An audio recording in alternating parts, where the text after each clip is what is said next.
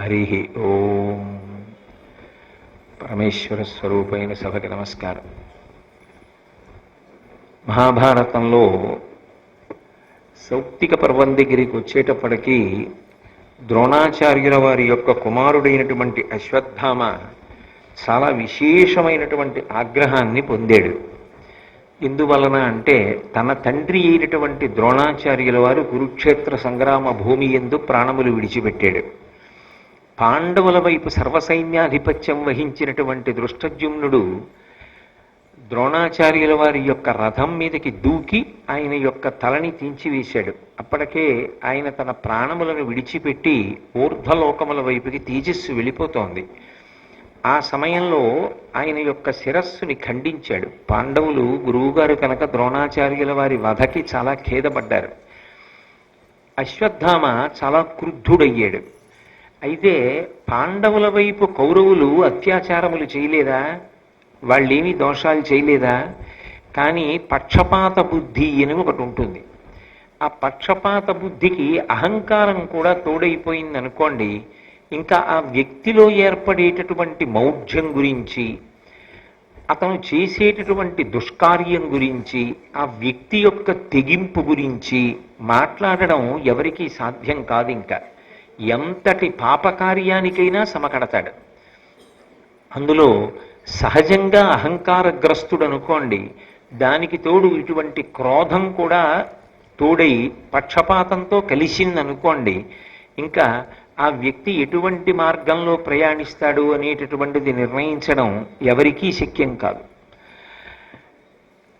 ఆ అహంకారానికి అర్థము ఉండదు. మనిషి అహంకరించడానికి నాలా చూడగలిగిన వాడు లేడంటారా? మనకన్నా బాగా చూడగలిగినది గ్రద్ద ఉంది. గ్రద్ద ఎక్కడో ఆకాశంలోంచి కింద పెడుతున్నటువంటి చిన్న కోడి పిల్లను కూడా చూడగలదు. మనకన్నా బాగా కంటి శక్తి కలిగినటువంటి గ్రద్ద ఉంది. పోనీ మనకి చెవులు ఏమైనా చాలా గొప్ప అనుకుందామా? మనకన్నా బాగా వినగలిగినటువంటి పాము ఉంది. పాము అంత చక్కగా శబ్దాన్ని వినగలదు. లేదు, మనం మిగిలినటువంటి ప్రాణుల కన్నా ఏదో రుచి చెప్పడంలో, నాలుకని వాడుకోవడంలో చాలా చాలా గొప్ప ప్రాణులము అందామా అంటే, రుచి మనకన్నా బాగా చెప్పగలిగినటువంటి ప్రాణులు, రుచితో మమేకమయ్యేటటువంటి ప్రాణులు చేపలాంటివి ఎన్నో ఉన్నాయి. పోని స్పర్శ చేత మనం ఏమైనా గొప్పవాళ్ళం అనుకుందామా అంటే, స్పర్శేంద్రియం మనకన్నా బాగా పనిచేసేటటువంటి ఏనుగు లాంటి జంతువులు లోకంలో ఎన్నో ఉన్నాయి. అసలు ఇవేవీ కాదు, పోని చాలా అందంగా ఎప్పటికీ ఉండిపోతారు అనుకుందామా అంటే, ఎంత అందంగా ఉన్న శరీరమైనా వయసైపోయి జర్జరీభూతం అయిపోతే చూడడానికి భయమేసేటట్టుగా తయారైపోతుంది. కానీ అదే ఒక నెమలి ఉందనుకోండి, ఎంత వృద్ధురాలు అయిపోనివ్వండి, నెమలి అందం నెమలి అందమే. ఒక రామచిలక ఉందనుకోండి, ఎంత వృద్ధురాలైపోయినా రామచిలక అందం రామచిలక అందమే. కానీ మనిషికి అలా నిలబడగలిగిన అందం ఏముంది? లోకంలో చాలా జీవుల యొక్క వెంట్రుకలు పనికొస్తాయి. చామరీ మృగం యొక్క వెంట్రుకలతో చామరం తయారు చేసి భగవంతుడికి చామరం వేస్తారు. మన వెంట్రుకలు దేనికి పనికొస్తాయి? ప్రాణుల యొక్క గోళ్ళు పనికొస్తాయి. పెద్ద పులి యొక్క గోరు తీసి మెడలో ఆభరణంగా వేసుకుంటారు. మన గోళ్ళు దేనికి పనికొస్తాయి? కొన్నిటి చర్మం తీసి చెప్పులు లాంటివి కుడతారు, ఎద్దులు మొదలైనటువంటి వాటి చర్మంతో. మన చర్మం దేనికి పనికొస్తుంది? నిజంగా చెప్పాలంటే సృష్టిలో ఉన్న ఇతర ప్రాణులతో పోలిస్తే మనిషి ఏ విధంగా గొప్పవాడు అంటే, మనిషి చాలా గొప్పవాడు అని శాస్త్రాలు చెప్పడానికి కారణం, ఏది మంచి ఏది చెడు అన్నది శాస్త్రాన్ని ఆధారం చేసుకుని నిర్ణయానికి రావాలి. అంతేకాని మూర్ఖత్వంతో ప్రవర్తించడానికి మనుష్య శరీరం ఎందుకు?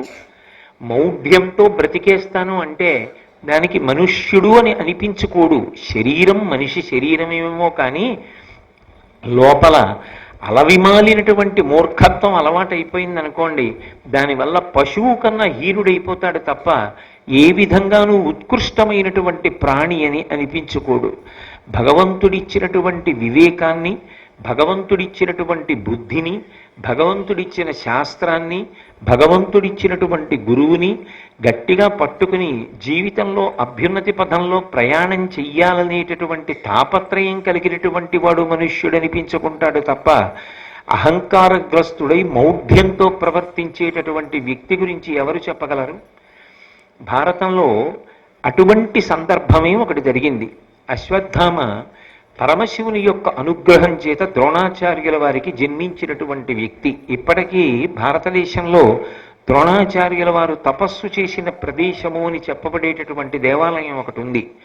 డెహ్రాడూన్ దగ్గర నుంచి ముస్సోరీ వెడుతుంటే చాలా చల్లగా ఉంటుంది. అంత హిమవత్ పర్వత ప్రాంతం, అనేకమైనటువంటి లోయలు, లోయల్లో సరోవరాలు ఉంటాయి. అవి ఓషధీతత్వం కలిగినటువంటి కొండల్లోకి వెళ్ళి నీరు నిలబడుతుంది.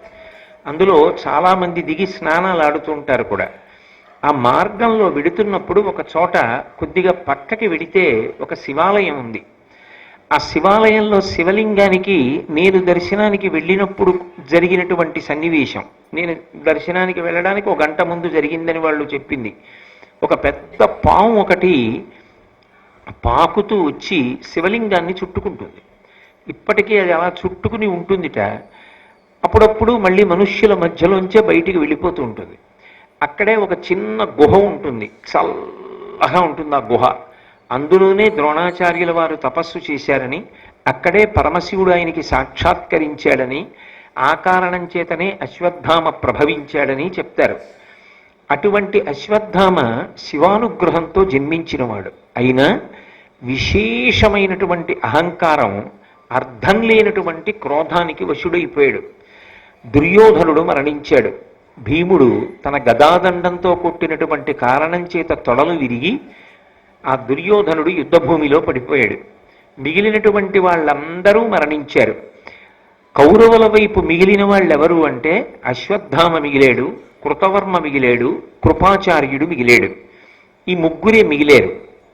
ఈ ముగ్గురే మిగిలినటువంటి సమయంలో అశ్వత్థామ వాళ్లతో కలిసి పాండవుల యొక్క శిబిరం వైపుకు వెడుతున్నాడు.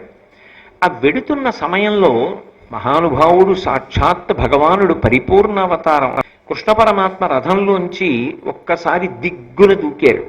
ఆయన దూకగానే రథం భగ్గున కాలిపోయింది.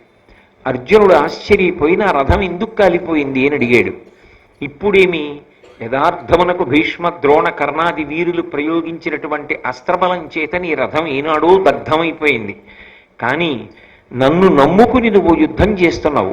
నేను ఎదర సారథిగా ఉండగా, నువ్వు రథివై ఉండగా నువ్వు నశించడాన్ని నేను అంగీకరించాను. భగవంతుణ్ణి నమ్ముకున్నటువంటి వాడు పొందేటటువంటి రక్షణ అది. కాబట్టి ఈ రథము దగ్ధము కాకుండా ఆపాను. కానీ అస్త్రములకు ఒక గౌరవం ఉంటుంది. అవి ఇన్ని అస్త్రములు ఈ రథం మీద పడిన తరువాత ఇది దగ్ధము కాకపోతే అస్త్రముల మర్యాద అవమానింపబడుతుంది కనుక ఇప్పుడు ఈ రథము కాలిపోవడానికి అనుమతించాను. అందుకు కాలిపోయిందని చెప్పాడు. అశ్వత్థామ ఏ రోజు రాత్రి విజృంభిస్తాడని కృష్ణ పరమాత్మ నిర్ణయం చేసుకున్నాడో ఆ రోజున తన యొక్క రథాన్ని తీసుకురమ్మని చెప్పి దారుకుణ్ణి, అంటే తన సారథిని, ఆ రథంలోకి కృష్ణ పరమాత్మ, సాత్యకి, ధర్మరాజు, భీముడు, అర్జునుడు, నకులుడు, సహదేవుడు ఎక్కారు. పైకి లౌకికంగా ఆయన చెప్పిన కారణం ఏమిటంటే దుర్యోధనుడు ఇంచుమించు మడసిపోయాడు, ఇక ఆఖరి ప్రాణంతో ఉన్నాడంతే, కాబట్టి మరణించినట్టే లెక్క. మిగిలిన వాళ్ళందరూ వెళ్ళిపోయారు. అసలు పెద్ద పెద్ద వీరులందరూ పడిపోయారు. కాబట్టి విజయము కరతలామలకం అయిపోయింది. ఇంకా మిగిలిన వాళ్ళు ఎవరు అంటే ఒక్క అశ్వత్థామ ఉన్నాడు, కృపాచార్యుడు ఉన్నాడు, కృతవర్మ ఉన్నాడు. వీళ్ళు ముగ్గురే ఉన్నారు. వీళ్ళు ముగ్గురు చెయ్యగలిగినంత పెద్ద ప్రమాదం ఏం లేదు. కాబట్టి ఇంతకాలం మనం యుద్ధం చేసినా ఇప్పుడు యుద్ధంలో గెలిచామని నిర్ణయం చేసుకోవచ్చు. అందుకని పాండవులు పడుకునేటటువంటి శిబిరములలో పెద్ద విజయోత్సవం నడుస్తోంది. కృష్ణుడు అన్నాడు, సాధారణంగా మనం గెలిచామన్నప్పుడు బయట ఎక్కడ ఏం జరుగుతోందన్న విషయంలో పరాకుగా ఉండడం లోపిస్తుంది. మీరు యుద్ధంలో గెలిచారు, కానీ ఇంకా కొద్దిమంది ఉన్నారు. వాళ్ళు తీవ్రమైన పగ ఎవరి మీద పెట్టుకుంటారు అంటే పాండవుల మీద పెట్టుకుంటారు, వీళ్ళు ఉండడానికి వీల్లేదని. కాబట్టి ఇవాళ రాత్రి ఇక్కడ యుద్ధ భూమిలో ఉన్నటువంటి శిబిరంలో పడుకోవడం మంచిది కాదు. ఏమో ఏమైనా జరగవచ్చు రాత్రి. కాబట్టి మనం ఇక్కడ ఉండకుండా ఉంటే ప్రమాదం తప్పుతుంది. కాబట్టి మీరు రథం ఎక్కండి, మనందరం కలిసి భోగవతీ నదీ తీరానికి వెడదాం. చల్లటి గాలి వేస్తూ ఉంటుంది. అక్కడ మీరు నేను సాత్యకి కొంతసేపు మాట్లాడుకుని తరువాత విశ్రమిద్దాం. వాళ్ళు కృష్ణుడు చెప్పిన మాట కాదనరు. కాబట్టి వెంటనే కృష్ణుడి యొక్క రథాన్ని అధిరోహించారు. భోగవతీ నదీ తీరానికి పాండవులు వెళ్ళిపోయారు.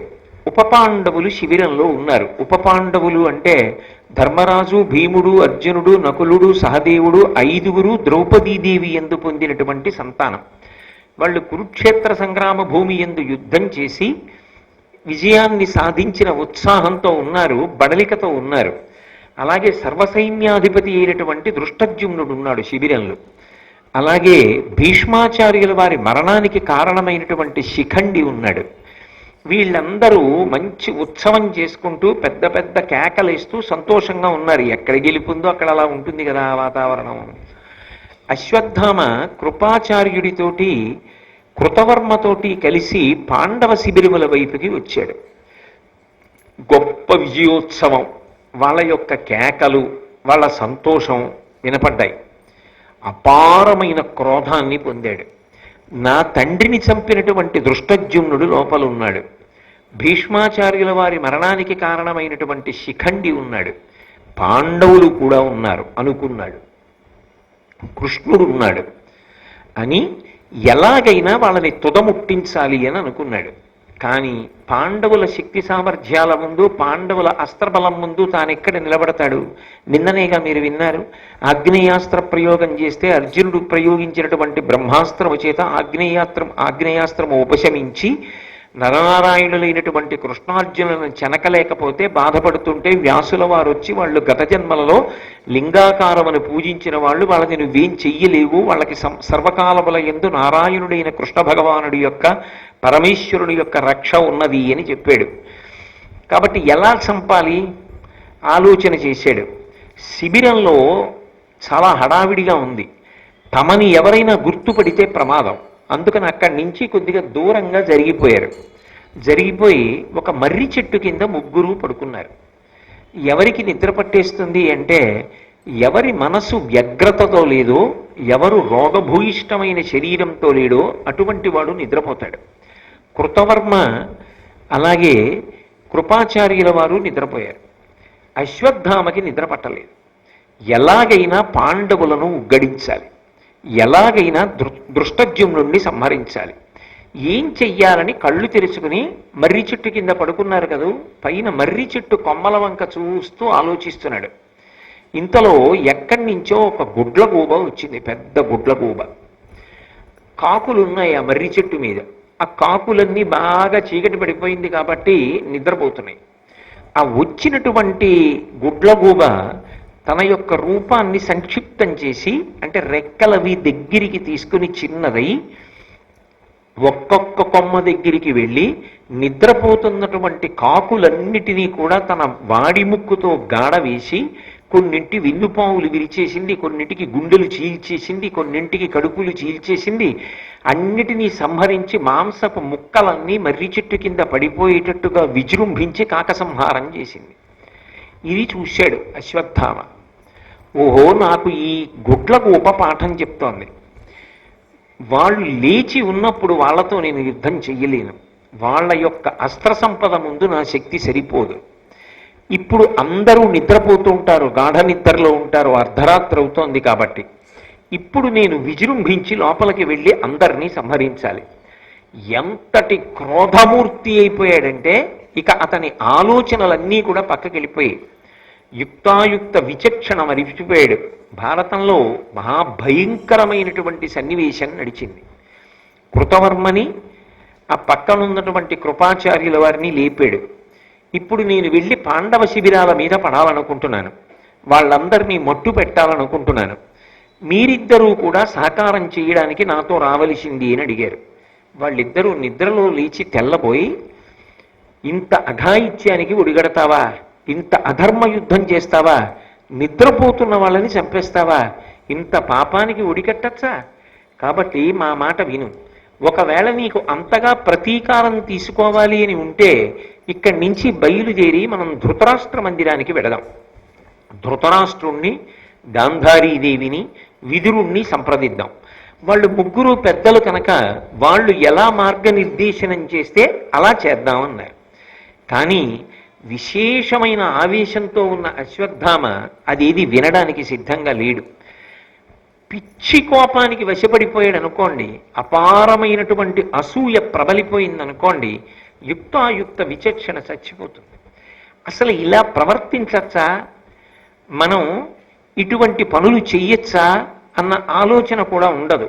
దానివల్ల ఏమవుతుందంటే ఆ జన్మ ఒక్కదానికి సరిపోదు. ఆ పాపం పరమ భయంకరమైనటువంటి ఆ పాపమునకు తగిన మూల్యాన్ని చెల్లించి తీరవలసిందే.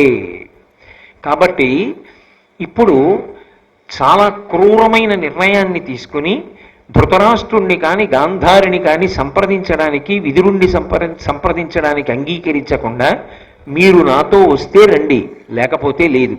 నేను దుర్యోధన ప్రభువు ఇంకా ఎక్కువ కాలం బ్రతకడు, తొడలు విరిగి నెత్తుటి మడుగులో ఉన్నాడు. ఆయన ప్రాణోత్క్రమణం అయ్యే లోపల శుభవార్త చెప్పాలి. నేను మహావీరుల్ని కొంతమందిని చంపేశానని, పాండవుల్ని సంహరించానని.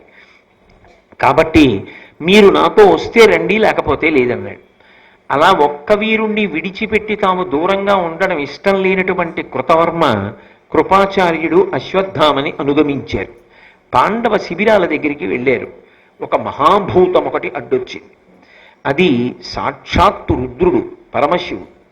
ఆ మహాభూతం అడ్డొచ్చి అశ్వత్థామతో యుద్ధం ప్రారంభం చేసింది. ఈయన ఎన్ని అస్త్రములు ప్రయోగించినా, ఎన్ని బాణములు ప్రయోగించినా ఆ ఎదురుగుండా ఉన్నటువంటి మహాభూతం వీటన్నిటినీ కూడా స్వీకరించేసింది. అసలు యుద్ధం చేయలేకపోయాడు అశ్వత్థామ. అప్పుడు అర్థమైంది ఆ ఉన్నది సామాన్యమైన భూతము కాదు అని.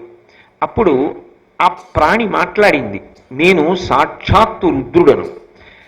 కృష్ణుడి యందు నాకు అపారమైనటువంటి అనురక్తి ఉంది.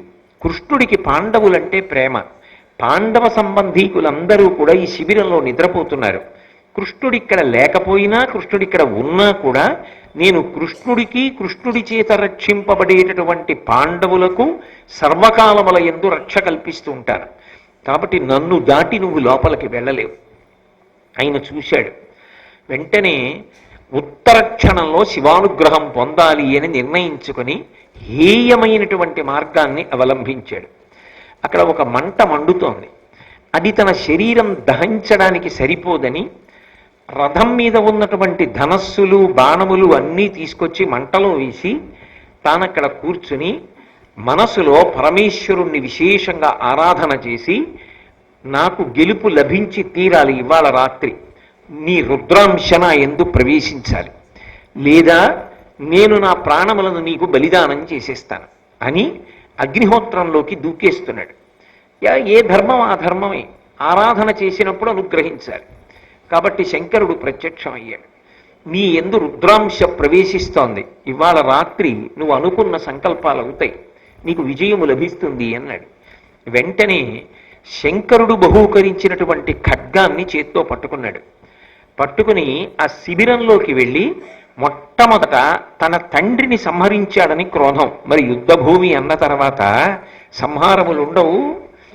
ద్రోణాచార్యుల వారిని సంహరించాడు దృష్టజ్యుమ్నుడనేటటువంటి పగ మనసులో ఉన్నవాడు కావడం చేత వెళ్ళి నిద్రపోతున్న దృష్టజ్యుమ్నుడిని ఒక్క తన్ను తన్నాడు. ఆయన నిద్ర లేచి ఎదురుగుండా ఉన్నటువంటి వీరుడెవరో తెలుసుకునే లోపు ఆయనని పిడిగుద్దులు గుద్ది స్పృహ తప్పిపోయేటట్టు చేసి తన ధనస్సుకి ఉన్నటువంటి వింటినారిని విప్పి దాన్ని దృష్టజ్యుమ్నుని యొక్క కంఠానికి బిగించి ఉరివేసి చంపేశాడు. చంపేసి అతని శరీరాన్ని తన్ని అక్కడి నుంచి బయలుదేరి శిఖండిని చంపేశాడు. ఆ రోజు అశ్వత్థామ చేసినటువంటి యుద్ధం, అశ్వత్థామ చేసినటువంటి సంహారం, దానికి శత్రువా మిత్రుడా, దీనికి ఏమైనా అపకారం చేసిందా, వీళ్ళని ఏమైనా చెయ్యొచ్చా చేయకూడదా, ఏమీ సంబంధం లేదు. అదొక ఉగ్ర మనస్తత్వం. అటువంటి ఉగ్ర మనస్తత్వంలో అవతల వారితో తనకి ఏమైనా సంబంధం ఉందా లేదా కూడా చూడలేదు. చూడకుండా ఏనుగుల్ని, గుర్రాల్ని కూడా చంపేశాడు. ఎక్కడ చూసినా పాండవ శిబిరములన్నీ కూడా మాంసపు ముక్కలతో నిండిపోయి బయటికి వెళ్ళిపోదామనుకున్నటువంటి వీరుల్ని కృతవర్మ కృపాచార్యుల వారు కలిపి చంపేశారు. మొత్తం పీనుగ పెంటలైపోయింది శిబిరం అంతా. ఈవిడ ద్రౌపదీదేవి మాత్రం అదృష్టవశాత్తు మత్స్య దేశానికి వెళ్ళింది. విరాట్ రాజు భార్యని పరామర్శ చేయడం కోసమని వెళ్ళింది. వాళ్ళ ద్రుపదుడు ఇద్దరు మరణించారు కాబట్టి వాళ్ళ భార్యల్ని ఓదార్చడం కోసం వెళ్ళింది. ఆవిడ లేదు. 5 కుమారులు మాత్రం శిబిరంలో ఉన్నారు. వాళ్ళు లేచి యుద్ధానికి వచ్చారు. ఆ 5 కూడా చాలా క్రౌర్యంతో మట్టు పెట్టాడు. ఒక్క దృష్టజ్యుమ్నుని సారథి వినా ఎక్కడో దాక్కున్నాడు కాబట్టి బ్రతికిపోయాడు. మిగిలిన వాళ్ళందరినీ మట్టు పెట్టేశాడు. అందరినీ మట్టు పెట్టడం వరకు బాగానే చేశాడు. గబగబా బయటికి వెళ్ళి కృతవర్మతోటి కృపాచార్యుల వారితో కలిసి బయలుదేరాడు. వాళ్ళిద్దరూ చెరుక వైపుకి వెళ్ళిపోయారు. ఆ వెళ్ళిపోయిన తరువాత ఈయన బయలుదేరి వ్యాస మహర్షి తపస్సు చేసుకునేటటువంటి ఆశ్రమం ఎక్కడుంటుందో ఆ ఆశ్రమ ప్రాంగణానికి వెళ్ళి అకస్మాత్తుగా తపస్సు చేసుకుంటున్న వాడిలా తపస్సులో ప్రవేశించి కూర్చున్నాడు. ఎందుకని అంటే మనిషి లోపల కలిగిన వ్యగ్రతని అణుచుకోలేకపోయాడు అనుకోండి, ఉగ్రస్వభావాన్ని అదుపు చేసుకోలేకపోయాడు అనుకోండి, నేను సంహరిస్తున్న వాళ్లతో అసలు నాకేమి సంబంధం, వాళ్ళు నాకేం అపకారం చేశారు అన్న భావనతో సంబంధం ఉండదు. ఏనుగులు గుర్రాలు పిల్లలు ఏం చేశారు? ఇంతమందిని చంపేశాడు. చంపిన తరువాత ఒకటి గుర్తొచ్చింది, ఇంతమందిని చంపాను కదా, పాండవులు లేరు కదా, అంటే ధర్మాత్ములకు లభించవలసిన రక్షణ లభించిందా లేదా? కృష్ణుడు ఎక్కడికో తీసుకెళ్ళిపోయాడు, లేరక్కడ. కాబట్టి పాండవులకు ఈ వార్త తెలుస్తుంది తెల్లవారిన తర్వాత. ఇంత కురుక్షేత్ర సంగ్రామం అయిపోయిన తరువాత యవ్వరాజ్య పట్టాభిషేకం చేసుకోవలసినటువంటి కుమారులు 5 మరణించారని వింటే పాండవులు ఊరుకుంటారా? ద్రౌపదీదేవి ఊరుకుంటుందా? కృష్ణుడు ఊరుకుంటాడా? ఖచ్చితంగా మీదకొచ్చి పట్టుకుంటారు. అప్పుడు చేసే సంహారం అలా ఇలా ఉండదు. కాబట్టి ఇప్పుడు తర్వాత జరిగేటటువంటి విషయం జ్ఞాపకానికి వచ్చింది. ఇంతకుముందు ఎందుకు గుర్తుకు రాలేదు అంటే వ్యగ్రత ఏం చేసిందంటే ఏమైనా అవని, అది మనిషి అణుచుకోకపోతే, మనిషికి పరిశీలనమన్నది అలవాటు కాకపోతే, తనలోంచి వచ్చినటువంటి క్రౌర్యమునకు తాను వశపడిపోతే ఎంత భయంకరమైనటువంటి పాపకార్యానికైనా సరే మనిషి వెనకాడడు. అంత భయంకర కృత్యాన్ని చేస్తాడు. అందుకే అశ్వత్థామ ఇంత భయంకర కృత్యం చేశాడు. తరువాతి కోణం, వాళ్ళందరూ బయలుదేరి వస్తే తన ప్రాణాలకి సంబంధించిన విషయం. ఇప్పుడు తన ప్రాణాలకి సంబంధించిన విషయం వచ్చేటప్పటికీ పోనీ ధైర్యంగా అక్కడే నిలబడి నేనే చంపానని యుద్ధం చేయగలడా? పారిపోయాడు అక్కడి నుంచి. పారిపోయిన వాడు వ్యాసాశ్రమం దగ్గరికి చేరుకున్నాడు. చేరుకుని తపస్సులోకి ప్రవేశించాడు. ప్రవేశించి తపస్సు చేసుకుంటూ కూర్చున్నట్లుగా కూర్చున్నాడు. కృతవర్మ కృపాచార్యుల వారు చెరుకు దిక్కు వెళ్ళిపోయారు. తెల్లవారి దృష్టజ్యుమ్నుని యొక్క సారథి పరుగు పరుగున పాండవులు ఉన్నటువంటి ప్రాంతానికి వెళ్ళి రాత్రి జరిగినటువంటి భయంకరమైన సంహార విశేషాల గురించి చెప్పాడు. చెప్పగానే పాండవులు కృష్ణ పరమాత్మ ద్రౌపదీదేవిని పిలిపించి ఆ శిబిర ప్రాంగణానికి వచ్చారు. అక్కడ జరిగినటువంటి ఆ హేయమైనటువంటి మారణకాండనంతటినీ చూశారు. ఇది అశ్వత్థామ చేశాడు అని దృష్టజ్యుమ్నుని యొక్క సారథి చెప్పాడు. వెంటనే ద్రౌపదీదేవి భీముణ్ణి పిలిచి, నువ్వు అశ్వత్థామని సంహరించైనా తీసుకురా, లేదా సహజముగా పుట్టుకతో అతనికి తలలో రత్నం ఉన్నది, ఆ రత్నాన్నైనా ఊడబెరికి పట్రా, దానితో బ్రతికుండి చచ్చిన వాడితో సమానం. ఈ రెండిటిలో ఏదో ఒకటి చేయమంది. భీముడు గబగబా రథం మీద బయలుదేరాడు. కృష్ణ పరమాత్మ అన్నాడు, అశ్వత్థామ దగ్గర ఒక పరమ భయంకరమైనటువంటి అస్త్రం ఉన్నది, దాని పేరు బ్రహ్మశిరోనామకాస్త్రం. ఆ బ్రహ్మశిరోనామకాస్త్రం తన దగ్గర ఉన్నదని, తన తండ్రి అయిన ద్రోణాచార్యుల వారు దానిని తనకి ఉపదేశం చేశారని అశ్వత్థామకి ఎనలేని అతిశయం. ఒకానొకప్పుడు కృష్ణ పరమాత్మ అంతటి వాడి దగ్గరికి వచ్చి ఓ మాట అడిగాడు, నా దగ్గర బ్రహ్మశిరోనామకాస్త్రం ఉంది, మా తండ్రి ఇచ్చాడు, నేను తలుచుకుంటే ఎంతటి విధ్వంసాన్నైనా సృష్టిస్తాను, నీ సుదర్శన చక్రాన్ని కూడా నాకు ఇమ్మన్నాడు. అంటే నవ్వి కృష్ణ పరమాత్మ సుదర్శన చక్రాన్ని అక్కడ పెట్టి తీసుకోమన్నాడు. ముందు ఎడం చేత్తో తీయబోయాడు, బలం సరిపోక కుడి చేత్తో తీయబోయాడు, తర్వాత రెండు చేతులతో తీయబోయాడు. ఆ చక్రం కదలలేదు. సరే, కొన్ని కానుకలు ఇచ్చి బహుమతులు ఇచ్చి ఇవి నువ్వు పట్టుకెళ్ళగలిగినటువంటి ఆయుధములు కావు, వెళ్ళమని పంపించేశాడు అశ్వత్థామని. అశ్వత్థామ యొక్క ప్రవృత్తి కృష్ణ పరమాత్మకి తెలుసు, మహాభయంకరుడు. ఇప్పుడు తన ప్రాణముల మీద ఆశతో దాక్కున్నాడు.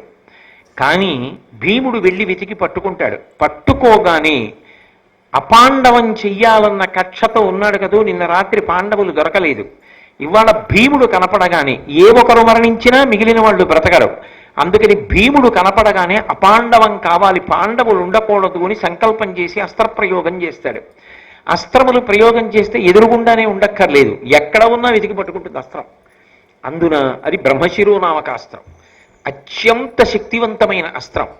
కాబట్టి అస్త్రప్రయోగం చేస్తాడు. కాబట్టి భీముడు ఒక్కడు వెళ్ళడం మంచిది కాదు, ఇప్పుడే బయలుదేరిపోయాడు. కాబట్టి అర్జున, మనం కూడా బయలుదేరదామని కృష్ణ పరమాత్మ అర్జునుణ్ణి ధర్మరాజుని కూడా తీసుకొని సాత్యకిని సహదేవుణ్ణి అక్కడ శిబిరాలకి రక్షణగా ఉంచి బయలుదేరి వెళ్ళాడు. కురుక్షేత్ర సంగ్రామ భూమి దగ్గరికి వెళ్ళి అక్కడ ఉన్నటువంటి పౌరుల్ని అడిగారు, అశ్వత్థామ ఇటుగా వచ్చాడా అని. అశ్వత్థామ, కృపాచార్యుడు, కృతవర్మ కూడా వచ్చారు. మిగిలిన ఇద్దరు చెరొక వైపు వెళ్ళిపోయారు. ఒక్క అశ్వత్థామ మాత్రం వ్యాసాశ్రమం వైపుకి వెళ్ళారు అన్నారు. వ్యాసాశ్రమం దగ్గరికి వెళ్ళేటప్పటికి నక్షత్రములతో కూడుకున్నటువంటి చంద్రుడు ఎలా ఉంటాడో అలా అనేక మంది విద్వాంసుల యొక్క సమూహం మధ్యలో వ్యాసుడు తపస్సు చేసుకుంటూ ఉన్నాడు. ఆ ఆశ్రమానికి కొంచెం దూరంలో అశ్వత్థామ తపస్సునందు కూర్చున్నవాడిలా తపస్సు చేస్తూ కూర్చున్నాడు. నిన్న రాత్రి ఎంత క్రౌర్యం, ఇవాళ ఏ స్థితి, ఏమైనా అర్థం ఉందా? పోనీ ఇది మనసులో మార్పు వచ్చి జరిగిందనుకోండి, పరమాత్మ కూడా ఆదరిస్తాడు. ఏదో తప్పు చేస్తే చేశాడు, కానీ చాలా పెద్ద మార్పు వచ్చింది అనుకుంటాడు. నిజానికి లోపల మార్పు రాలేదు, అలా కూర్చున్నాడంతే, అదో కపట వేషం. అంతకన్నా అనడానికి ఆస్కారం ఉండదు. తపస్సులో కూర్చున్నవాడిలా కూర్చునున్నాడు. ఇవన్నీ మనం జాగ్రత్తగా పరిశీలనం చేసుకుంటే మన జీవితంలో మనం అటువంటి పనుల జోలికి వెళ్లకుండా, కరూర్యమునకు వశపడకుండా బ్రతకవలసినటువంటి అవసరాన్ని చెప్తాయి. ఒక్కసారి కానీ మనిషికి కోపం ఎక్కువైపోయి ఆ కోపానికి వశపడిపోయాడా, ఇక ఏం చేస్తున్నాననేటటువంటి యుక్తాయుక్త విచక్షణ ఉండదు. అందుకే ఒక నిర్ణయం చేసేటప్పుడు తొందరపడుతున్నామేమో అని అనుమానం ఉంటే కాసేపు ఆపేయడం మంచిది. మనం కోపంతో నిర్ణయం చేస్తున్నామేమో అని అనుమానం ఉందనుకోండి, ఆ నిర్ణయాన్ని అప్పటికి చేయకూడదు. అందుకే రామాయణంలో హనుమ ఒక మాట చెప్తారు, క్రుద్ధ పాపం న కుర్యాత్క క్రుద్ధో హన్యాద్గురూనపి క్రుద్ధ పరుషయా వాచ నరం సాధు నధిక్షిపేత్. యథోరగస్తచం జీర్ణాం సవై పురుషముచ్యతే అంటారు. పాము తన కుబుసాన్ని తానే వదిలిపెట్టేసినట్టు తనకొచ్చిన కోపాన్ని తాను పరిశీలించుకుని వదిలిపెట్టిన వాడెవరో వాడు ధన్యాత్ముడు. తప్ప కోపం రాకూడదని ఎక్కడా చెప్పలేదు, కోపం రావాలి. కోపం రాకపోతే వ్యవస్థని చక్కబెట్టలేరు. కానీ కోపమునకు వశపడిపోకూడదు. కోపానికి మీరు వశపడిపోలేదు అని గుర్తేమిటంటే, మీరు చేసేటటువంటి వివేచనలు, మీరు చేసేటటువంటి ఆలోచనలు ఉద్రేకం ఉండదు, పరిశీలనం ఉంటుందంతే. ఆ పరిశీలనమునందు నిలదొక్కున్నంత కాలం, ఆ హద్దు దాటిపోనంత కాలం మనిషి స్వస్థతతో ఉంటాడు. కాదని క్రోధమునకు వశపడిపోయాడు అనుకోండి, ఏమి చేస్తున్నాడన్న దానితో ఇక సంబంధం ఉండదు, అదొక ఉగ్రభూతం అయిపోతాడంతే. చేసినప్పుడు సంతోషంగా ఉంటుంది, చేసేస్తాడు. కానీ తరువాత మాత్రం జీవితం చాలా భయంకరంగా ఉంటుంది. చేసిన తప్పిదం క్రోధం వచ్చి ఒక్కసారి చేయడం తేలిక, కానీ ఆ తరువాత జీవితం అంతా కూడా ఎంత విచారించినా ఉపయోగం ఉండదు. అందుకే మనిషి మొట్టమొదట పరిశీలించుకోవలసింది అసూయని. ఆ అసూయ కానీ లోపల ప్రబలింది అంటే అసూయలోంచి ఖచ్చితంగా అవతలవాణ్ణి పాడు చేద్దామనేటటువంటి ఒక పరమ భయంకరమైన ఆలోచనతో కూడుకున్నటువంటి ప్రణాళిక, కుతంత్రము, కుట్ర, క్రోధము విజృంభిస్తాయి. దాని చేత ఎంతటి పాపానికైనా సమకడతాడు. అశ్వత్థామ వృత్తాంతం మనకి దీన్నే చెప్తుంది. వెళ్ళి తపస్సులో కూర్చున్నటువంటి వాణ్ణి భీముడు చూశాడు. నిన్న రాత్రి నిద్రపోతున్న పిల్లల్ని సంహరించి ఏమీ తెలియని వాళ్ళ వచ్చి తపస్సుకి కూర్చున్నవాడిలా కూర్చున్నావా, లేచి ధర్మయుద్ధానికి రమ్మన్నాడు. ఈలోగా కృష్ణార్జునులు కూడా వచ్చారు. సాధారణంగా భారతాన్ని మీరు పరిశీలనం చేస్తే మీకు ఒక విశేషం కనపడుతుంది. కృష్ణుడు ఎప్పుడైనా వ్యవస్థలో ప్రమాదకరమైన సన్నివేశం ఏర్పడినప్పుడు చక్కపెట్టడానికి వెడతాడు. కృష్ణుడు అక్కడ లేడనుకోండి, వ్యాస భగవానుడు ఎడతాడు. వ్యాస భగవానుడు రాలేదనుకోండి, కృష్ణ భగవానుడు చక్కపెడతాడు. కృష్ణుడు ఉండగా వ్యాసుడు రావలసిన అవసరం సాధారణంగా ఉండదు, వ్యాసుడుండగా కృష్ణుడు రావలసిన అవసరం సాధారణంగా ఉండదు. ఇద్దరూ మహాభారతానికి 2 చక్రాలై నడిపిస్తారు. కానీ ఈ సన్నివేశంలో కృష్ణుడు అర్జునుణ్ణి ధర్మరాజుని కూడా తీసుకుని వచ్చాడు. వెంటనే అశ్వత్థామ ఉత్తర క్షణం లేస్తూ మళ్ళీ క్రోధం విజృంభించింది. నన్నేం చేసేస్తారో అన్న బాధలో ఒక క్షణం ఆలోచించకుండా, కనీసం అవతల వాళ్ళు మాట్లాడే అవకాశం ఇవ్వకుండా అపాండవమగుగాక అని సంకల్పం చేసి బ్రహ్మశిరోనామకాస్త్రాన్ని విడిచిపెట్టేశాడు. అస్త్రాన్ని విడిచిపెట్టడానికి పక్కన ఆయుధం ఉండక్కర్లేదు. అస్త్రము అంటే మంత్రశక్తితో పనిచేస్తుంది. రామాయణంలో ఓ గడ్డిపరక మీద బ్రహ్మాస్త్రాన్ని సంధిస్తాడు రామచంద్రమూర్తి. అలాగే అశ్వత్థామ కూడా ఒక రెల్లు గడ్డిపరక మీద బ్రహ్మశిరోనామకాస్త్రాన్ని అభిమంత్రించి విడిచిపెట్టాడు. ఆ అస్త్రం భయంకరమైనటువంటి స్వరూపంతో అర్జునుడి మీదకి వెళ్ళిపోతోంది. అంటే పాండవులందరినీ తెగటార్చేస్తుంది. పాండవులు ఏమిటి, పాండవ సంతతి అన్నది ఇక భూమి మీద ఉండదు, అపాండవం. పాండవుల నలుసు అన్నది ఉండడానికి వీల్లేదు. మరి కౌరవులందరూ వెళ్ళిపోయారుగా, అది కక్ష ఆయనకి. అపాండవం అయిపోవాలని వేసేశాడు బ్రహ్మశిరోనామకాస్త్రం.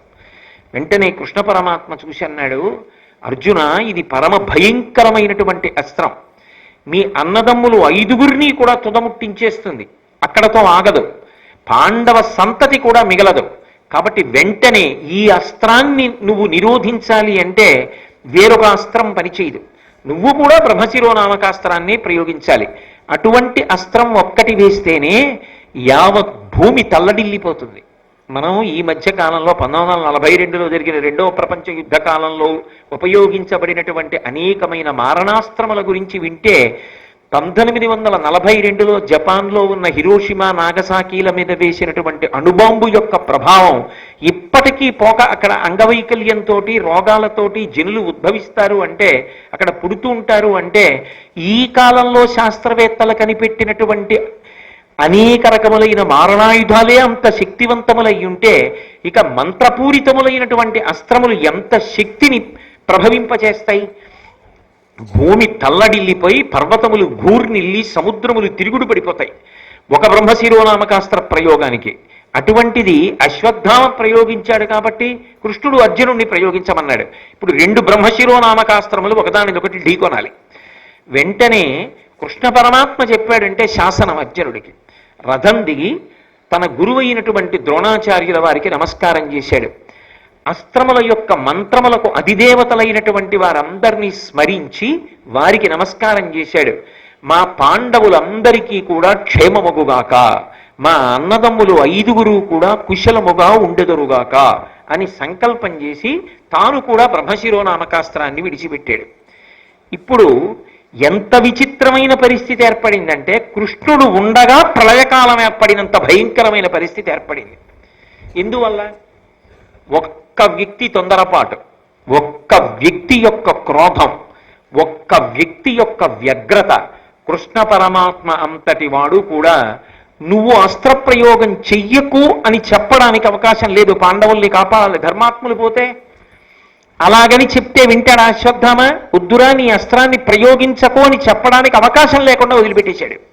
ఇప్పుడు దాన్ని ఉపసంహారం చేస్తాడా? చెయ్యడు. ఎందుకు చెయ్యడు అంటే 2 కారణాలు ఉన్నాయి.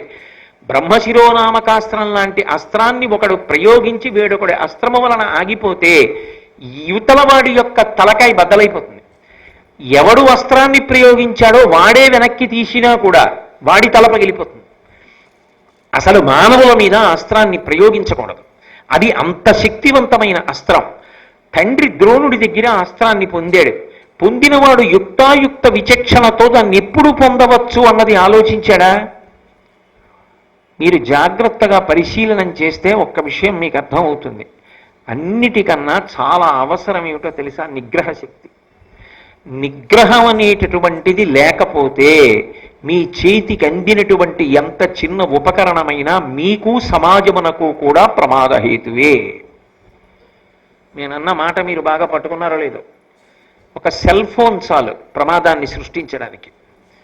2 చక్రాల వాహనం మీద వెడుతూ నీకు ఎవరైనా ఫోన్ చేస్తే మెడ తెగిపోయిన కోడి పెట్టలా భుజం మీద పెట్టుకుని ఇలా మాట్లాడుతూ నువ్వు దాన్ని నడపక్కర్లేదు.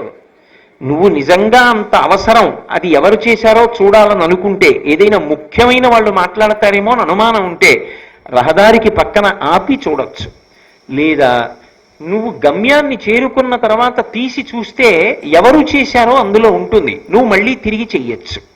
ఇది కాదని 2 చక్రాల వాహనం మీద వెడుతూ సెల్ ఫోన్ చెవి దగ్గర పెట్టుకుంటే అది సాంకేతికమైన పరిజ్ఞానం తప్ప, సెల్ ఫోన్ వాడడం తప్ప, సెల్ ఫోన్ వాడేవాడికి యుక్తాయుక్త విచక్షణ నిగ్రహము లేకపోవడం కారణమా? ఎక్కడ ఏది వాడాలో ఎప్పుడు వాడాలో వాడికి చేత కాదు. ఆ విజ్ఞత లేని వాడి చేతికి చిన్న ఉపకరణం వచ్చినా అది ప్రమాదమే. అందులో ఓ కెమెరా ఉందనుకోండి, అవతల వాడిని ఒకసారి మనం చిత్రం తీసుకోవాలి అంటే వాళ్ళ అనుమతి అడగాలి, అది మర్యాద. అక్కర్లేదు, మన దగ్గర సెల్ ఫోన్ ఉంది కాబట్టి ఫోటో తీసేయడమే. అలా తీయచ్చా? ఆయన ఫోటో తీసుకునే ముందు ఆయన అడగాల, అయ్యా మిమ్మల్ని ఒక్క ఫోటో తీసుకోవచ్చా అని మర్యాద కదూ అడగాల? అక్కర్లేదు, మన దగ్గర సెల్ ఉంది, కెమెరా ఉంది కాబట్టి ఆయన ఏం చేస్తున్నా మనం ఫోటో తీసుకోవచ్చు. ఏది వివేకం ఎక్కడుంది? ఆఖరికి ఆయన ఏ పూజకో వెడదామని చెప్పి చొక్కా బని నువ్వు విప్పుకుంటూ ఉంటే కూడా ఫోటో తీయచ్చు. అప్పుడు సెల్ ఫోను తప్ప, మన యందు వివేకం లేకపోవడం తప్ప. మోటార్ సైకిల్ది తప్పు కాదు. కాకినాడ వీధుల్లో సాయంకాలం వేళ వడగాట్పు తగ్గిన తరువాత పెద్దవాళ్ళ దగ్గర నుంచి బయటికి వస్తారు. వచ్చినప్పుడు 80 కిలోమీటర్ల వేగంతో పుట్టలోంచి పైకొచ్చిన పావుల్లో మిలికిలి తిరుగుతూ వెళ్ళమని నీకు ఎవడు చెప్పాడు? మోటార్ సైకిల్ తప్ప, తొక్కుతున్న నీది తప్ప. యుక్తాయుక్త విచక్షణ మనిషి మరిచిపోతే ఎంత చిన్న విషయం నీ దగ్గర ఉన్నా అది నీకు కాదు ప్రమాదం, సమాజమునకు ప్రమాదం. నువ్వు అలా మోటార్ సైకిల్ తొక్కుతూ ఎవరి మీద వెళ్ళి పడిపోతావో, ఏ ఇంటి యజమాని వెళ్ళిపోతాడో. ఒకానొకప్పుడు ఇక్కడే ఈ రహదారిలోనే ఒక పెద్ద ఆయన పడిపోయి మరణించాడు, అలా తొక్కుతున్నటువంటి ఒక మోటార్ సైకిల్ గుద్దుకుని. ఏ ఇంటి యజమానిని కబళించబోతున్నావో, ఏ ఇంట్లో ఒక చిన్న పిల్లవాడు పడబోతున్నాడో నీ మోటార్ సైకిల్ కింద, నువ్వే పడబోతున్నావో, నీ మీద ఆశలు పెట్టుకున్న తల్లిదండ్రులు ఏమైపోతారు? నువ్వు వృద్ధిలోకి వచ్చి ఈ దేశానికి ఎంత సేవలు అందించాలో ఈ దేశం ఏమైపోతుంది ప్రతివాడు అలా బయలుదేరితే? మనిషికి నిగ్రహ శక్తి లేకపోతే, మనిషికి వివేచన లేకపోతే అటువంటి వాడి చేతికి ఎంత చిన్నదున్నా ప్రమాదమే. ఆ వివేచన నిగ్రహము లేని వాడికి చాలా పెద్దదే అందిందనుకోండి, ఎంత ప్రమాదం. అందుకే అన్నీ అందరికీ ఇవ్వవద్దు అనడానికి కారణం ఏమిటో తెలుసా? అన్నీ అందరికీ ఇవ్వద్దని ఎందుకంటారంటే లోపల తగినంత పరిణతి ఉంటే తప్ప ఇవ్వవద్దు అని దాని ఉద్దేశ్యం. ఆ లోపల పరిణతి రాలేదనుకోండి, ప్రతి విషయము ప్రతి వారికి అందిందనుకోండి, దానివల్ల తానొక్కడు కాదు బాధపడేది, దానివలన సమాజం అంతా బాధపడుతుంది, సమాజానికి అంతటికీ చీకాకు కలుగుతుంది, దీనివలన నేరముల సంఖ్య పెరుగుతుంది, ఉద్రిక్తతల సంఖ్య పెరుగుతుంది, చాలా ఇబ్బంది పడతారు అందరూ. ఇది గమనించవలసి ఉంటుంది. మీరు నన్ను మన్నించెదరుగాక, అశ్వత్థామకి దీనికి సంబంధం ఏమిటి అనుకోకండి. లేకపోతే భారతంలో వ్యాసుడు దీన్ని మనకు అందించవలసిన అవసరం లేదు. కాలంతో దేశంతో సంబంధం లేకుండా ఎప్పటికీ భారతం పనికొస్తుందనడానికి ఇదే ఉదాహరణ. ఎవరైనా నీకు అడ్డొచ్చేస్తే చూసుకోకపోతే వాళ్ళని తప్పుకోమని చెప్పడానికి హారన్ ఉంది. అంతేకాని నువ్వు ఇంటి దగ్గర బయలుదేరిన దగ్గర నుంచి నువ్వు చేరే వరకు ఇంకా దాన్ని అలా నొక్కుతూనే వెళ్ళమని హారన్ ఉన్నది. అందుకు ఆ హారన్ బండికొన్నది. అర్థం ఉండదు. ఇంటి దగ్గర బయలుదేరిన దగ్గర నుంచి తానేమన్నా రాష్ట్రపతి ప్రధానమంత్రి అలా హారన్ కొడుతూనే వెడుతుంటాడు. ఎదురుగుండా వెళ్ళే వాళ్ళకి ఎంత చీకాగ్గా ఉంటుంది, ఎంత ధ్వని కాలుష్యం, ఎంత విసుగ్గా ఉంటుంది, అవతల వాడికి ఎంత తలపోటు వస్తుంది. ఆలోచన చేస్తే 10 గంటలకి వెళ్ళాలనుకుంటే నువ్వు ఒక 5 నిమిషాల ముందు ఎందుకు బయలుదేరావు? ఒక 5 నిమిషాలు నీ చేతిలో ఉంటే వచ్చిన నష్టం ఏమిటి? కాలాన్ని ఎందుకు విభాగం చేసుకోవు? ఎందుకు కాలాన్ని ప్రణాళికతో నిర్మాణం చెయ్యవు? ఎందుకు ప్రతిదానికి తొందరపడతావు? అలా వివేచన లేకపోతే నీకు ఏ వస్తువు అందినా ప్రమాదమేగా. అదే కాదు, ఏది అందినా ప్రమాదమే. టీవీ పెడితే కట్టడం రాదు, అలాగే కూర్చుంటాడు. ముఖం కూడా కడుక్కోరు కొంతమంది నాబోటిగాళ్ళు. కాబట్టి ఏ వస్తువు అందినా ప్రమాదం అయితే మనిషి మనిషిగా ఎక్కడ బ్రతుకుతున్నాడు? వివేకం ఏది? నిగ్రహం ఏది? సంయమనం ఏది? ఆ సంయమనము లేకపోతే, అసలు అవతల వాడి మాట విందామనేటటువంటి ధ్యాస లేకపోతే సమాజమునకు బరువు అయిపోతారు. అశ్వత్థామ అర్జునుణ్ణి చూసి భయపడ్డాడు, భీముణ్ణి చూసి భయపడ్డాడు. జగదాచార్యుడు, లోకముల మేలు కోరేవాడు, కృష్ణ పరమాత్మ సాక్షాత్ పరాత్పరుడని భీష్ముడు ఇన్ని మాటలు చెప్పాడు. తన తండ్రి ద్రోణుడు ఎంత నమ్మాడు తెలియదా అశ్వత్థామకి? కనీసం కృష్ణ పరమాత్మతో 2 మాటలు మాట్లాడలేడా? నాది తప్పైపోయింది, రాత్రి చేశాను నిజమే అంటే, ఏమో ఎంతమంది ఇద్దరో వాళ్ళు ఎంత ధర్మాత్ములంటే, గురువు యొక్క కొడుకు ద్రోణాచార్యుల వారి కొడుకు, గురుపుత్రుడు గురువుతో సమానం కనుక ఇంత తప్పు చేసినా చంపకుండా వదిలిపెట్టారు. క్షమాపణే చెప్పుంటే ఏమో ఏం చేద్దురో మరి. ఇదే ముగ్గురులో ఒకడైనటువంటి కృపాచార్యుల వారు తర్వాత కాలంలో పాండవ శిబిరంలో చేరి పరీక్షణ్ మహారాజుకి గురువయ్యాడు. నీ జీవితంలో ఎక్కడో అక్కడ పరితాపము, పశ్చాత్తాపము, మారదామనేటటువంటి తాపత్రయం లేకుండా ముండి బ్రతుకు బ్రతికేస్తానంటే ఎవరు ఆపగలరు? అసలు కనీసం అడగలేదు, ఆలోచించడు. భీముడు కనపడగానే అంతే మళ్ళీ కోపం. నువ్వేమన్నా దుర్యోధనుడువా? ఆయనే తొడలు విరిగి పడిపోయాడు, ఆయనతో ఉన్న 99 మంది పడిపోయారు, నీ తండ్రి ద్రోణుడు పడిపోయాడు, నీకెందుకు ఇంతల్లరి? అపాండవం అయిపోవాలని వేసేశాడంతే బ్రహ్మశిరోనామకాస్త్రం. ఇప్పుడు కృష్ణుడికి మార్గం ఏముంది? అందుబాటులో ఉన్నాడు అర్జునుడు, పక్కన ఉన్నాడు ధర్మరాజు గారు, అక్కడే ఉన్నాడు భీముడు. వాళ్లే పడిపోతే ఇంకా పాండవులు ఎందుకు? అవతల ఉప పాండవులు వెళ్ళిపోయారు నిన్న రాత్రి. ముందు ధర్మాత్ములు తనని ఆశ్రయించిన వాళ్ళని రక్షించుకోవాలి. ఆ అస్త్రాన్ని ఢీకొనాలంటే మళ్ళీ బ్రహ్మశిరోనామకాస్త్రాన్నే ప్రయోగించాలి, ఇంకొక విధి లేదు. కాబట్టి తప్పనిసరి పరిస్థితుల్లో నువ్వు కూడా బ్రహ్మశిరోనామకాస్త్ర ప్రయోగం చెయ్యి అన్నాడు. ఇప్పుడు ఒక వ్యక్తి క్రౌర్యం ఎంత దూరం వెళ్ళిపోయిందంటే సమస్త ప్రపంచము సంక్షోభంలోకి వెళ్ళిపోయింది. ఇంత సంక్షోభంలోకి వెళ్ళిపోతే లోకముల యొక్క హితాన్ని కోరుకునేటటువంటి మహాత్ములు ఇప్పుడు ఉంటారు. నారదుడు పరుగున వ్యాసుల వారి దగ్గరికి వచ్చాడు. అయ్యయ్యయ్యో, ఇంత కురుక్షేత్ర సంగ్రామం అయిపోయిన తర్వాత 2 బ్రహ్మశిరోనామకాస్త్రాల్ని ప్రయోగించారు. మీ ఆశ్రమం ముందే జరిగింది, రెండు అన్నాడు. ఇద్దరూ గబగబా బయలుదేరారు. లోకహితం కోరేటటువంటి వాళ్ళ నోటి వెంట వచ్చే మాటలు ఒకలాగే ఉంటాయి. అందుకే ఈ పద్యం చెప్పినప్పుడు వ్యాసుడు ఒక్కడు చెప్పలేదు, నారదుడు ఒక్కడు చెప్పలేదు, ఇద్దరు కలిసి చెప్పారు. కూడబలుక్కుని ఛందస్సుతో వ్రాసి తెచ్చుకునో కాదు, ఇద్దరూ లోకహితాన్ని కోరుతారు కాబట్టి ఇద్దరి నోటి వెంట ఒకలాంటి మాటే వచ్చింది. వాళ్ళు అన్నారు, పలువురు మహాస్త్రవిత్తములు అలగు భుజా వీర్య శౌర్యులవని జనిరి వారలు దీనిని ప్రయోగించట కలిగినే మానవులపై అకల్మషులారా. ఏమయ్యా అర్జున, ఏమయ్యా అశ్వత్థామ, ఇంతకు ముందు లోకంలో ఎంతమంది మహావీరులు రాలేదు, ఎంతమందికి అస్త్రములు తెలిసిన వాళ్ళు లేరు. ఇలా ఎవరైనా బ్రహ్మశిరోనామకాస్త్రాన్ని ఒకేసారి ఇద్దరు ప్రయోగించడం ఉందా? మనుష్యుల్ని పాడు చెయ్యాలని ఒకడు ప్రయోగించడం, రక్షించుకోవడానికి ఇంకొకడు ప్రయోగించడం ఉంటుందా? ఇలా చెయ్యొచ్చా? లోకముల గురించి ఆలోచించవలసిన అవసరం లేదా? ఎంత పెద్ద ఉత్పాతములు ఉత్పల్లితున్నాయో చూడండి. కాబట్టి అర్జున, నువ్వు నీ అస్త్రాన్ని ఉపసంహారం చేసేసేయాలి.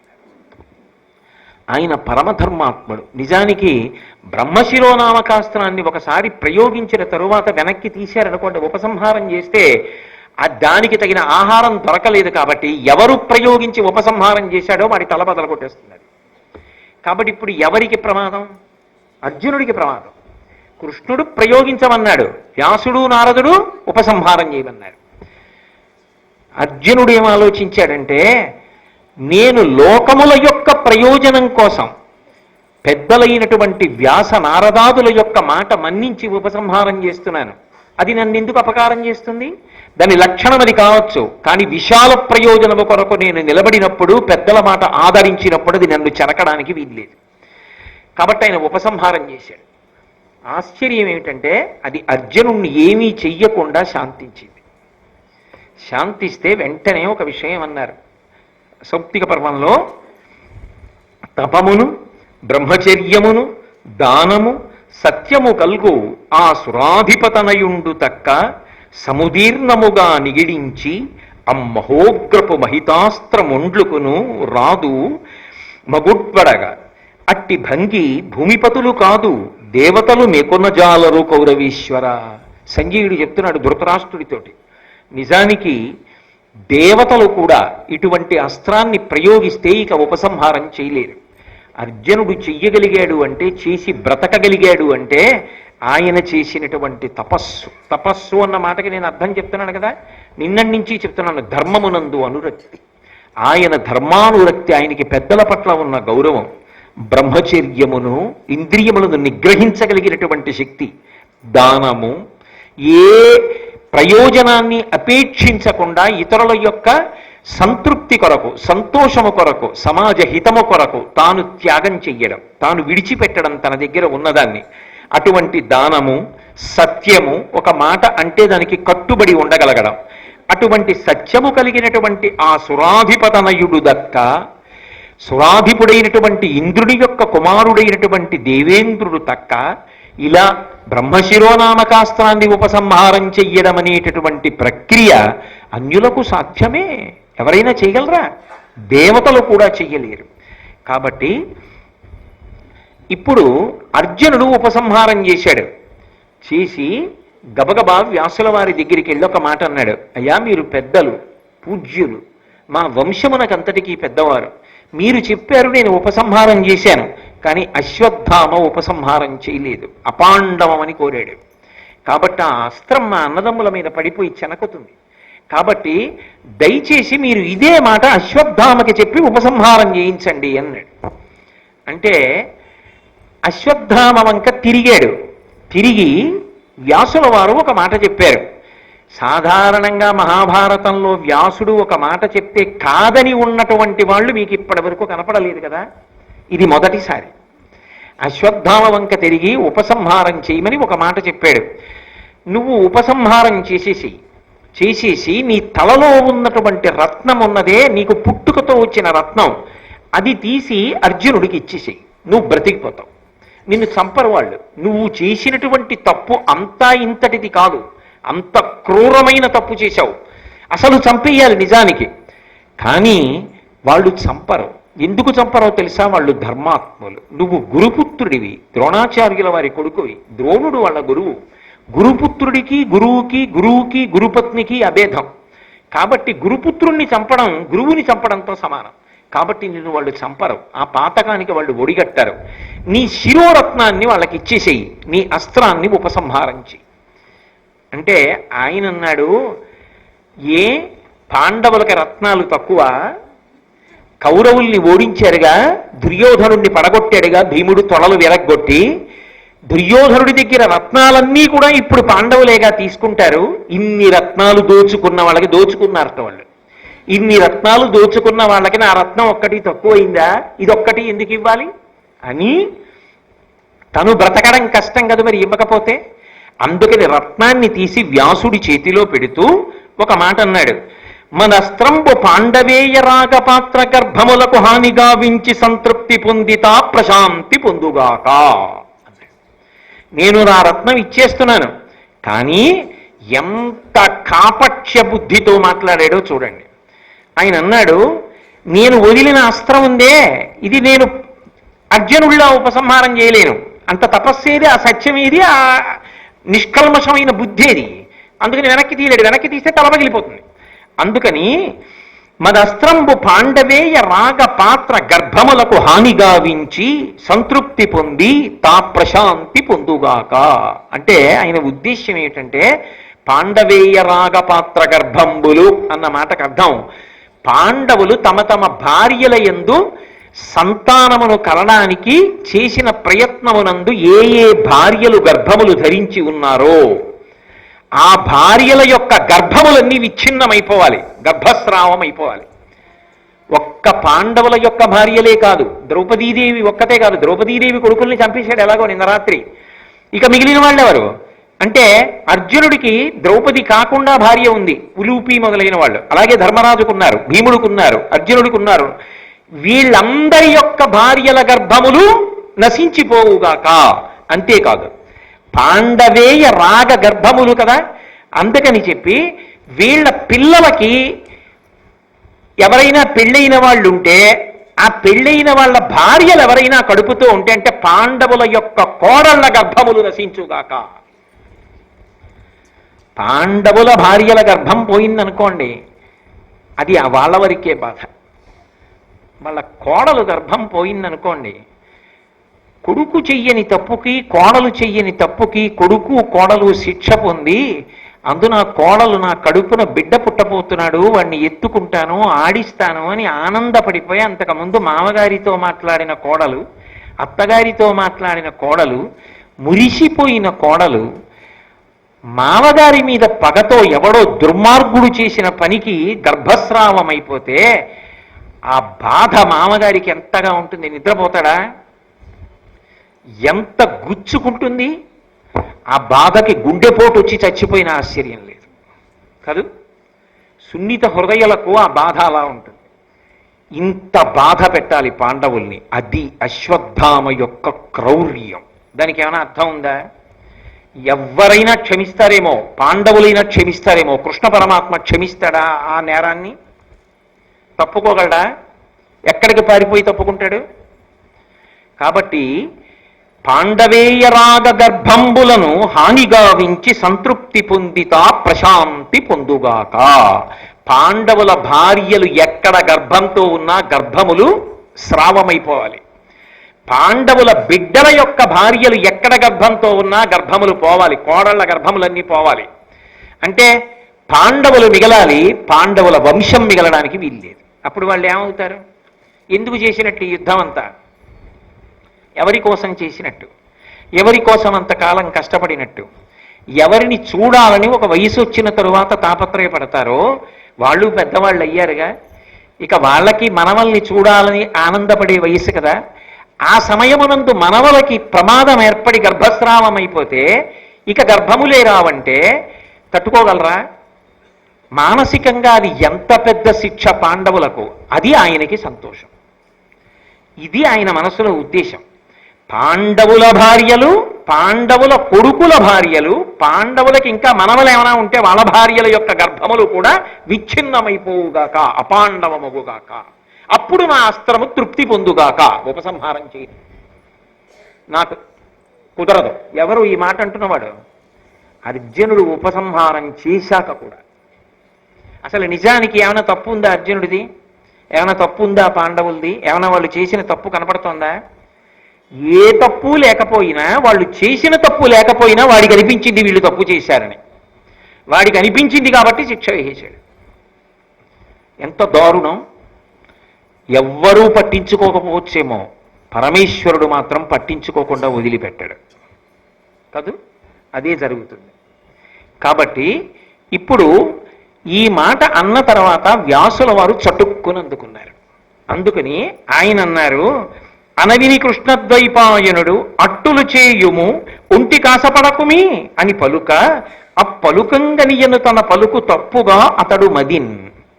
వెంటనే వ్యాసుల వారు అన్నారు, అక్కడతో తృప్తిపడు. అంటే ఆయన ఉద్దేశ్యం ఏమిటి? పాండవేయ రాగపాత్ర గర్భాల ముందు అసలు ఏ తప్పు చేశాడని ఆయన అలా నిలబడాలి? వీళ్ళు ధర్మానికి కట్టుబడినందుకు అలా నిలబడాలి. కాబట్టి వాళ్ళ కోడళ్ల గర్భములు స్రావం అవ్వడానికి అంగీకరించారు. పాండవుల యొక్క భార్యల గర్భములు స్రావం అయిపోతాయి. ఈ అస్త్రానికి ఫలితం ఉండాలి కాబట్టి నేను ఉపసంహారం చేయలేను అంతే తెలుసంటావా? నీ క్రౌర్యానికి అంతవరకు భోజనం పెట్టేస్తాం. పోని పాండవేయ రాగపాత్ర గర్భంబులు విచ్ఛిన్నమగుగాక, దాని చేత నీ అస్త్రము సంతృప్తి పొందుగాక, అది దాటకు సుమా అన్నాడు. వెంటనే అశ్వత్థామకు అర్థమైంది వ్యాసుడు ఎక్కడ పట్టుకున్నాడు. ఎందుకనంటే ఉప పాండవుల్ని చంపేశాడుగా. వంశానికి ఎవరు? ఇంకా ఇప్పుడు ఉత్తరం ఒక్కతే గర్భంతో ఉంది. ఉత్తరా గర్భమునందు ఒక్క పిల్లవాడు పెరుగుతున్నాడు. అంటే ఆ పిల్లవాడిని చంపేస్తాడనమాట. అది అర్జునుడి యొక్క కోడలి గర్భము స్రావమైపోవాలి. ఎందుకంత కక్ష అర్జునుడి మీద అంటే ఆ అర్జునుడు కదా మరి యుద్ధంలో నిలబడి శత్రువుల్ని ఎక్కువ మందిని తెగటార్చాడు. ఆయన ఎందుకు తెగటార్చాడు? ధర్మం కోసం తెగటార్చాడు. ఆయనే స్వార్థం కోసం తెగటార్చలేదు, ధర్మం కోసం తెగటార్చాడు. ధర్మం కోసం నిలబడిన వాడి మీద అధర్మాత్ముడికి ఎందుకు కక్ష ఉంటుందంటే కారణం ఉండదు, ఇదే ఉంటుంది. అసూయ చేత క్రోధము చేత ఉంటుంది తప్ప వేరు కారణాలు ఉండవు. దానికి వాడే క్రోధం, వాడే తీర్పు, వాడే నేరం, వాడే ఏదైనా చేసేస్తాడంతే. కాబట్టి ఇప్పుడు అశ్వత్థామ అనుకున్నాడు, అమ్మా నా తప్పు పట్టుకున్నాడు రా వ్యాసుడు, పాండవుల యొక్క భార్యల గర్భములు స్రావమవాలి తప్ప పాండవుల యొక్క పిల్లల గర్భములు పిల్లల యొక్క గర్భములు అంటే పిల్లల యొక్క కోడళ్ల గర్భములు స్రావమగుకుండుగాక, అక్కడ వరకే ఆగు అంటున్నాడు. నేను ఇది విని నాకేదో అర్థం కానట్టు ఊరుకుంటా. అర్థం కానట్టు ఊరుకుంటే ఏమవుతుంది? నా అస్త్రం చేసే పని చేసేస్తుంది. పరీక్షిత్తు మరణిస్తాడు.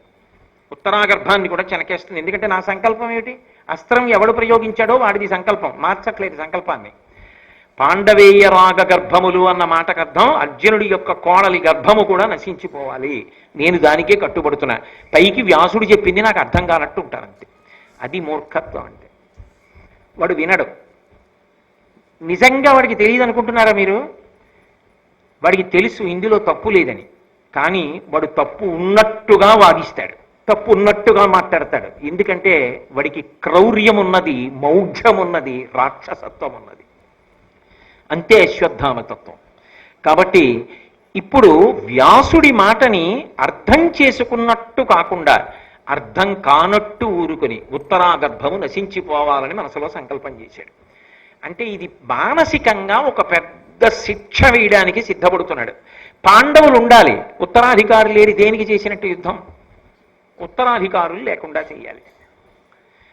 వెంటనే ఈ కాఠిన్యాన్ని, ఈ క్రౌర్యాన్ని, ఈ అర్థం పర్థం లేని స్థితిని కృష్ణ పరమాత్మ తట్టుకోలేకపోయాడు. ఆయన వెంటనే రథం దిగి అన్నాడు, నువ్వు పాండవేయ రాగ గర్భములను చెనకవద్దని వ్యాసుడు చెప్తున్నా వినకుండా నేను అలా అనుకోవట్లేదని మనసులో అనుకుంటున్నావు, నాకు తెలియదు అనుకుంటున్నావు, నాకు అన్నీ తెలుసు. నువ్వు ఉత్తరాగర్భాన్ని చెనకాలనుకుంటున్నావు, నువ్వు మొనగాడివైతే నీ అస్త్రంతో చెనకు, నేను అడ్డుకుంటా. ఆమె గర్భము స్రావం అవ్వదు, నేను ఆపుతా. ఆమెకి గతంలో ఋషుల వరం ఉంది, క్షీణించిన శరీరం ఉన్న కుమారుడు పుడతాడని, పరీక్షిత్ అనిపించుకుంటాడని. ఆ గర్భాన్ని నేను కాపాడతాను, కొడుకుని కంటుంది. ఆ కొడుకు కృపాచార్యుల వారి శిక్షణలో దాన ధర్మములు చేసి యజ్ఞయాగాదులు చేసి ఈ భూమినంతటినీ పరిపాలించి పాండవుల యొక్క వారసుడుగా నిలబడి వాళ్ళ కీర్తి ప్రతిష్టలు నిలబెట్టగలిగిన వాడు అవుతాడు. ఆయన కొడుకు జనమేజయుడు ఈ భారతాన్నంతటినీ వింటాడు, లోకమంతా వింటుంది నువ్వు చేసిన తప్పిదాన్ని అశ్వత్థామ. కాబట్టి నేను ఆ గర్భాన్ని కాపాడతాను. ఏది? నేను ఉపసంహారం చేయనంటున్నావుగా, చెనకు చూస్తాను నీ అస్త్రంతో. నీ అస్త్రము గొప్పో, నా శక్తి గొప్పో చూడన్నాడు. అంటే నవ్వాడు అశ్వత్థామ. ఇంత కృష్ణ పరమాత్మని నవ్వి అర్జున మిత్రమా అని పిలిచాడు. ఎంత ఎగతాళ్ళో చూడండి. మూర్ఖత్వానికి, రాక్షసత్వానికి, క్రోధానికి హద్దే ఉంటుందండి. అర్జున మిత్రమా, అర్జునుడి యొక్క కోడలి గర్భాన్ని కాపాడుతానంటున్నావుగా, కాపాడుకో, చూస్తాను నా అస్త్రం నుంచి అన్నాడు. ఇంత కృష్ణుడికి, ఇంత దైవానికి, ఇంత పరిపూర్ణావతారానికి ఒళ్ళు మండిపోయింది. మండిపోదండి అధర్మానికి?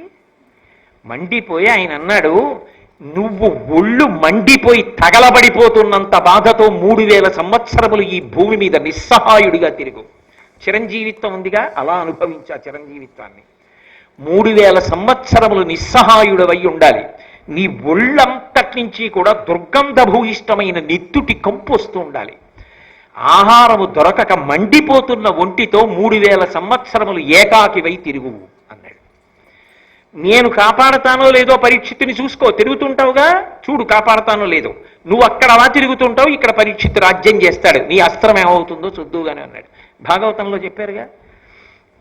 అందరూ మరణిస్తాడనుకుంటే మహానుభావుడు కృష్ణ పరమాత్మ అలవోకగా గర్భంలోకి ప్రవేశించి ఆ పిల్లవాడిని కాపాడాడు, అస్త్రం నుంచి కాపాడాడు. కాబట్టి ఎవరు నన్ను కాపాడిన వాడని బయటికి వచ్చాక అందరినీ పరీక్షగా చూసేవాట, ఎవరా శంఖచక్ర గదా పద్మములతో ఉన్నవాడని పరీక్షగా చూశాడు. కాబట్టి పరీక్షిత్ అయ్యాడు ఆయన. భగవంతుడి మాట నిలబడిందా లేదా? అకారణ క్రౌర్యానికి, అకారణ క్రోధానికి, మూర్ఖత్వానికి వెళ్ళిపోయిన అశ్వత్థామ ఏమైపోయాడు భగవంతుడి చేతిలో? ఏమైంది ఆయన చిరంజీవిత్వం? ఇది ఒక మనిషి ఎలా బ్రతకాలో నేర్పేటటువంటి ప్రధానమైనటువంటి అంశం భారతంలో.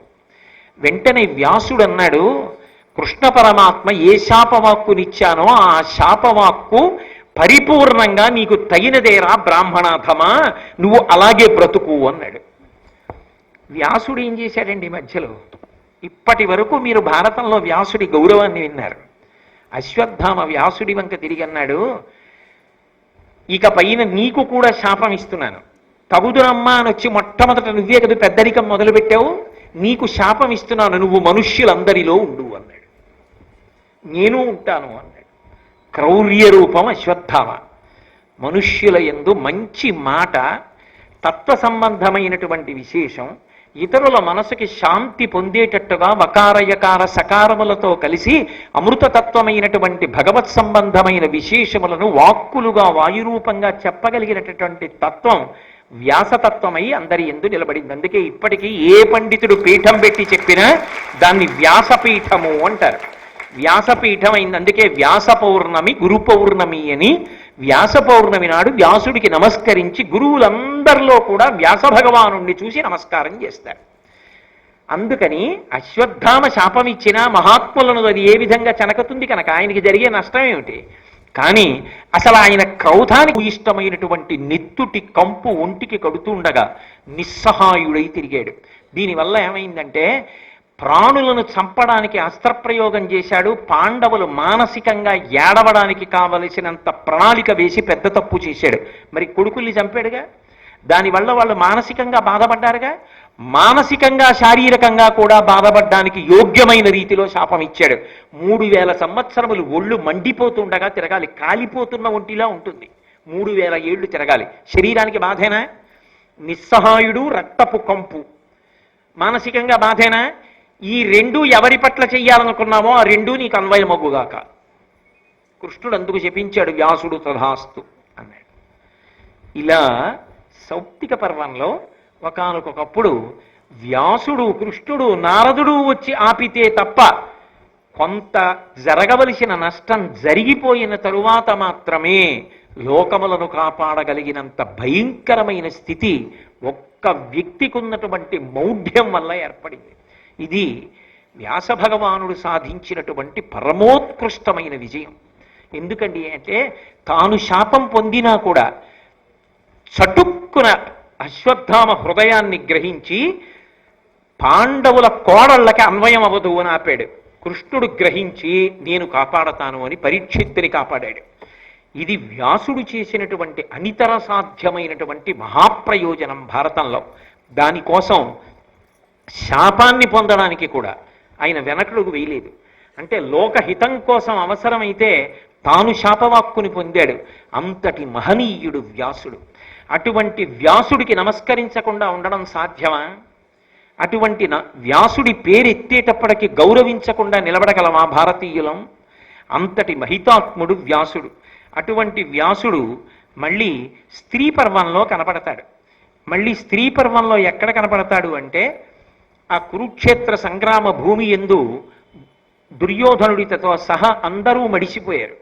అందరూ పడిపోయిన తరువాత ధృతరాష్ట్రుడు అప్పుడు ఏడుపు మొదలెట్టాడు. సంజయుడు ఒక మాట చెప్పాడు, దుర్యోధనుడు ఏమైనా బ్రతుకుతాడేమోనన్న మిణుకుమిణుకుమన్న ఆశతో కదు వింటున్నాడు యుద్ధం. ఇక దుర్యోధనుడే మరణించాడన్న తర్వాత వినడానికి అసలు శ్రోతకి ఉత్సాహం ఏముంటుంది ధృతరాష్ట్రుడికి. కాబట్టి ఆ ధృతరాష్ట్రుడు బాధపడుతున్నాడు. ధృతరాష్ట్రుడు పెరివేప విత్తే, చాలా చాలా మౌఢ్యం ఉన్నవాడే. అయినా 9 కొడుకులు మరణించారు, అల్లుడు మరణించాడు. ఏకాకి అయి నిస్సహాయుడై మిగిలిపోయాడు. అటువంటప్పుడు సాధ్యమైనటువంటి మహాప్రయోజనం భారతంలో. దానికోసం శాపాన్ని పొందడానికి కూడా ఆయన వెనకడుగు వేయలేదు. అంటే లోకహితం కోసం అవసరమైతే తాను శాపవాక్కుని పొందాడు. అంతటి మహనీయుడు వ్యాసుడు. అటువంటి వ్యాసుడికి నమస్కరించకుండా ఉండడం సాధ్యమా?